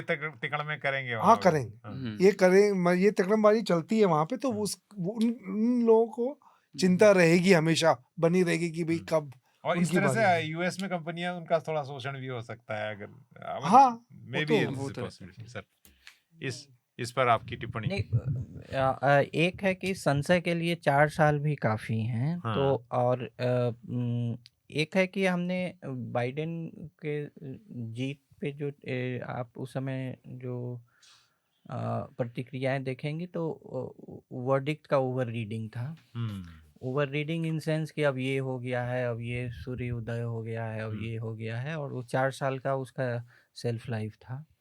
इसका मान लीजिए 4 साल ही सेल्फ लाइफ है, इलेक्शंस हाँ। फिर होंगे, लेकिन मेरे ख्याल से जो अनिश्चितता और संशय में रहने के लिए 1 महीना भी काफ़ी होता हाँ, है। इनके तो 4 महीने जो हैं वही। मतलब आदमी में एक जो है तरफ होती है कि जल्दी से खराब ही हाँ। स्थिति में जाओ, लेकिन अनिश्चितता से अनिश्चय निकल, खत्म हो। हाँ। अनसर्टेनिटी खत्म हो। इसलिए हम्म। अब हम ये इस जीत से क्या क्या होगा, मेरे ख्याल से क्या होता है कि डेमोक्रेटिक पॉलिटिक्स में वो इनका बहुत एक्सट्रीम भी मेजर्स हो तो वो एक मॉडरेटिंग इन्फ्लुएंस होता है। कुछ समय बाद जो है जो एक्सट्रीम मेजर्स हैं वो खुद मॉडरेट हो जाएंगे। इनका पॉलिटिक्स वही रहेगा मेरे ख्याल से ऐसा, लेकिन कुछ मॉडरेटिंग इन्फ्लुएंस आ जाता है।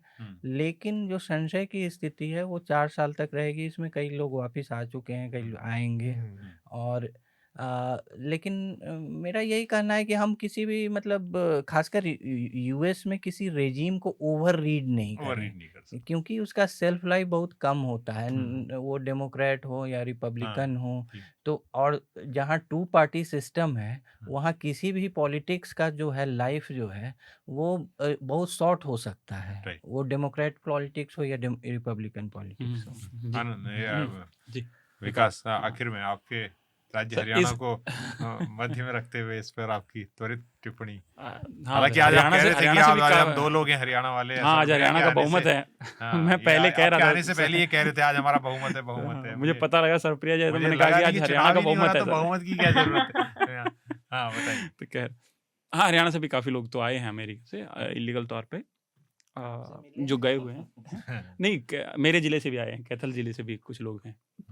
और मतलब इस पूरे मामले को सर मैं ऐसे देखता हूँ कि जो अभी के लिए ट्रम्प जो कर रहे हैं, वो शायद वो पोजीशन सेट कर रहे हैं और नेगोशिएशन टेबल सेट कर रहे हैं अपने लिए, कि आपके पास जाएंगे तो आपसे कितना जो है लेन देन की बातचीत करें, दूसरे के पास जाएंगे, और उसके लिए वो थिएट्रिक्स जो है वो थोड़ा बड़ा कर रहे हैं मीडिया के सामने कि ये होगा तो हम ये कर देंगे, ये होगा तो हम ये कर देंगे।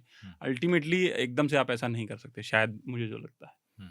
और जहाँ तक मोदी जी वाला मामला है, 1 दिन का दौरा था, बहुत संक्षिप्त सा, और मुझे लगता है कि ये इसलिए गए थे कि जो पिछले दिनों बहुत सारी कंट्रोवर्सी हो रही थी कि इनको बुलाया नहीं गया और बाकी चीज़ें नहीं हुई, तो उसको शायद कवर अप करने के लिए गए थे, लेकिन वहाँ और चीज़ें उन्होंने 2 बार प्रेस कॉन्फ्रेंस में बिठा दिया ट्रम्प ने, तो वो एक उनके लिए और बड़ी चीज़ हो गई मोदी जी के लिए। तो आप सबसे मैं रिकमेंडेशन इस हफ्ते की लूँ, उससे पहले मुझे एक बात याद आ रही है, आखिर में अपनी बात भी रखनी जरूरी है। वो ये कि थॉमस फ्रीडमैन ने जो किताब लिखी थी फर्स्ट डिकेड में इस साल, द वर्ल्ड इज फ्लैट, तो वर्ल्ड इज फ्लैट में एक जगह थॉमस फ्रीडमैन लिखते हैं, और कई चैप्टर्स उन्होंने उसमें जो डिवाइड किए हैं, उसमें किसी चैप्टर में ये जवाब था कि कैसे भारत के बच्चे बड़ी मेहनत करते हैं, सुबह 4 बजे उठते हैं, उनके माँ बाप उनको चाय या कॉफ़ी का एक प्याला देते हैं, और फिर वो IIT और इनकी तैयारी कर रहे हैं इस तरह के कंपटीशन की। तो कहते हैं कि अब अमेरिका में लोग जो हैं, पहले कहते थे अपने बच्चों से कि ब्रेकफास्ट करो, क्योंकि चीन और भारत में लोग भूखे हैं, they are dying of hunger, लेकिन अब वो ये कहते हैं कि बेटा अपना होमवर्क करो, क्योंकि चीन और भारत के बच्चे आपकी नौकरियां खाने के लिए भूखे हैं। ठीक है, तो अब मुझे लगता है उसकी परिणति अब हो गई है, और ट्रम्प ने वो चीज़ को भुनाया भी है, और इसको वो मेजर्स भी ले रहे हैं। तो मैं सर्वप्रिया से शुरू करूंगा अपनी गेस्ट से कि आज की आपकी क्या रिकमेंडेशन है हमारे। रिकमेंडेशन, मैं तो जो आजकल वेब सीरीज देख रही हूँ वो है पेरेंटहुड, जबकि मैं पेरेंट नहीं हूँ, लेकिन फिर भी मुझे वो बहुत पसंद आ रही है और बहुत ही हल्की फुल्की सी है, लेकिन actually it's a very feel good. जब हम हमारे चारों तरफ कुछ फील गुड करने के लिए नहीं है, तो मैं ऐसी चीज देखना ज्यादा पसंद करती तो हूँ। ये कौन से प्लेटफॉर्म पे है ये? नेटफ्लिक्स पे है। नेटफ्लिक्स पे।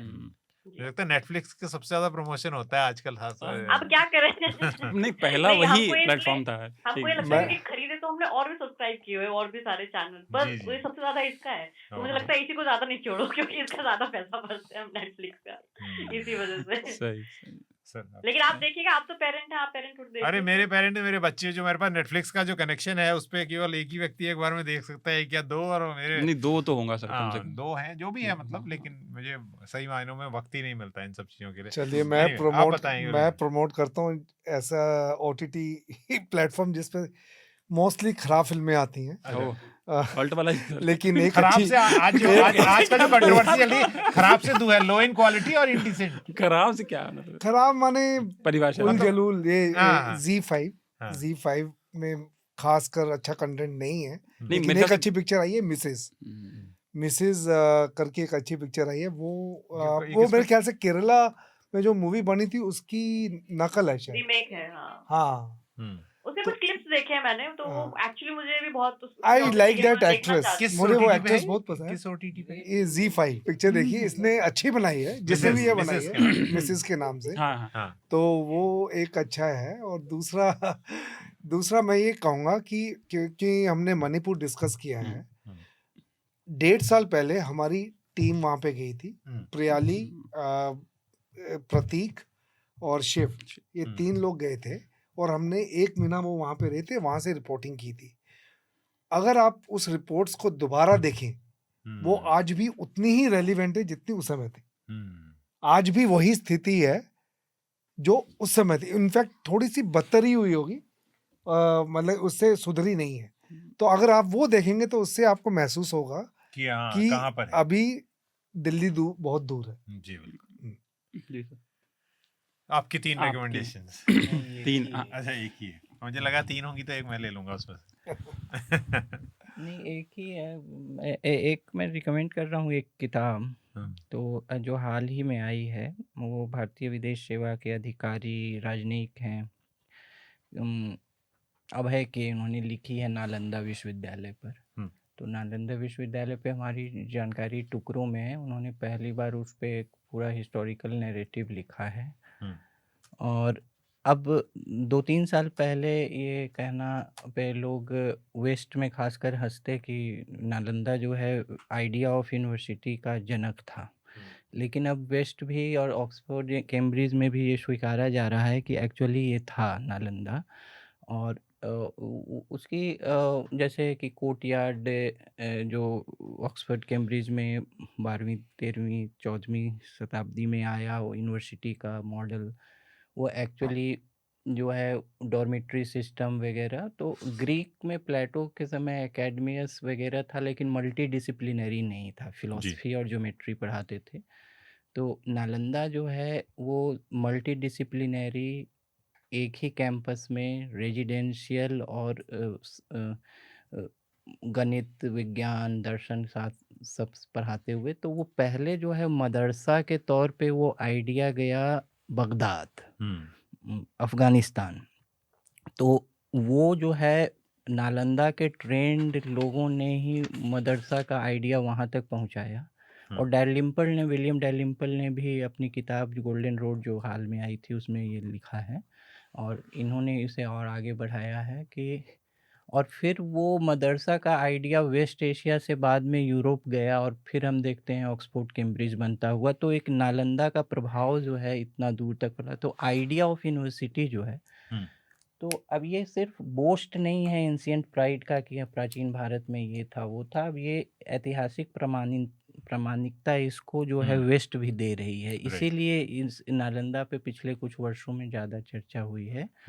तो ऐसे तो हम लोग इस पर कभी कभार पढ़ते रहे हैं, लेकिन एक उसकी समग्र रूप से कॉम्प्रिहेंसिव हिस्ट्री अभय के ने लिखी है, तो पेंगुइन पे इसी महीने आई है। Nalanda how it change the world. Nalanda how it change the world, ये पुस्तक उपलब्ध उसमें है फिर बाजार में। आर्यभट्ट ये सब की भी बात हुई है, जीरो नंबर सिस्टम वगैरह भी जो है वहीं के ट्रेंड स्कॉलर्स लाए। फिर जीरो ने कैसे विश्व विज्ञान को चेंज किया। बट अवेलेबल है पुस्तक, जो है नई पुस्तक है ये। अरे अवेलेबल नहीं, उसके राइटर को इंटरव्यू भी कर चुके हैं, वो अभी आएगा हमारे। ये बात आपको पहले बतानी चाहिए थी उसको। अभी आया नहीं है interview देखिए, अच्छा आया नहीं है अभी। किताब अच्छी है, मेरी इंटरव्यू शायद खराब हो, इसलिए मैं इंटरव्यू में रिकमेंड नहीं कर रहा हूँ, उनकी किताब रिकमेंड कर रहा हूँ। विकास, आप अकेले आदमी हैं वैसे, मैं देख रहा हूँ जो अपने इंटरव्यू रिकमेंड नहीं कर रहे हो, किताब रिकमेंड कर रहे हैं। लोग कहते हैं मेरा इंटरव्यू देख लीजिए और फिर किताब के बारे में आपको पता चल जाएगा काफी कुछ। विकास हाँ सर, एक तो हमारे न्यूज़ लॉन्ड्री पे ओपिनियन पीस है। आज जिस मुद्दे पे हम बहुत ज़्यादा बात नहीं कर पाए, आनंद सर कह रहे थे, तो ये समय रहना और ये वाली कंट्रोवर्सी पे अनुराग माइनस वर्मा का एक ओपिनियन पीस है। तो वो मेरे ख्याल से वो ठीक रहेगा इस मुद्दे को और इस कंट्रोवर्सी के अराउंड जो सवाल हैं, एक अलग पर्सपेक्टिव से है, तो वो एक है, एक रिकमेंडेशन। और दूसरा जो है मेरे ख्याल से जो मोदी जी की यूएस विजिट हैं, उनकी जितने प्रेस कॉन्फ्रेंस हैं 2 ही हैं, तो वो बड़ा अच्छा रहेगा। और एक सर जो आपने बताया था G5 वाला, तो मुल्क फिल्म उसी पे है, बहुत अच्छी है, अनुभव सिन्हा की। तो उस पे खराब कंटेंट नहीं आता, मतलब मोस्टली तो खराब ही आता। मोस्टली हाँ, वो मास कंटेंट बनाता है, तो उस तरीके साल से में एक बार देखते हैं कभी। तो मुझे वो ध्यान आ गया, G5 से ध्यान आ गया, मुल्क फिल्म उसी का पैसा लेते हैं। वो बड़ी अच्छी फिल्म। और चंद्रचूड़ जी का इंटरव्यू भी देख सकते हैं। हाँ, वो भी अच्छा है। अरे बिल्कुल हिंदी में भी हमने लगा दिया है, वो बढ़िया है, बढ़िया है। बढ़िया। ठीक है, आपने ये अच्छा काम किया, आपने हल्के से उसे भी सरका दिया आगे। हाँ बिल्कुल सर, सब आप सरकार है, सब अपना बिल्कुल नहीं बीबीसी ने सर इंटरव्यू कल किया, फिर बहुत अच्छा। नहीं आपने अच्छा किया, मैं तो ये मजाक कर रहा था, आपने अच्छा किया याद दिलाया, क्योंकि वो देखा, वो मैंने भी देखा और काफी वायरल है वो इंटरव्यू। अभी ट्विटर पे मैं देख रहा था उसकी काफी, हालांकि मैंने पहली बार ही देख लिया था पूरा वो। तो इतनी सारी रिकमेंडेशन के बाद मैं रिकमेंडेशन ना भी दूं तो भी चलेगा, लेकिन फिर थोड़ा सा बताना जरूरी है। सब रिकमेंडेशन का समर्थन कर दीजिए। मैं सारी रिकमेंडेशन का समर्थन करते हुए हम्म। कहता हूँ कि न्यूज़ लॉन्ड्री को देखिए। अतुल बहुत जल्दी होंगे और आपको झेलना नहीं पड़ेगा अगली बार, मैं उम्मीद करता हूँ मुझे। और बहुत बहुत धन्यवाद आप सारे जो गेस्ट हैं यहाँ जी। पर, उनके मैं नाम दोहराऊंगा नहीं सर पे, Thank आप you, क्योंकि thank जुड़ी हैं you. हमसे आज अपने दफ्तर से, अपने काम से वक्त निकाल के, आपका स्पेशल शुक्रिया, Thanks. धन्यवाद। आपको उन मीडिया संस्थानों को समर्थन देना होगा जो सरकारी विज्ञापनों पर निर्भर नहीं है। न्यूज लॉन्ड्री ऐसा ही मीडिया प्लेटफॉर्म है। हम किसी से विज्ञापन नहीं लेते। न्यूज लॉन्ड्री को सब्सक्राइब करने के लिए newslaundry.com/subscription पर जाएं और अपने मन मुताबिक राशि चुनें। न्यूज लॉन्ड्री को सब्सक्राइब करें और गर्व से कहें, मेरे खर्च पर आजाद हैं खबरें।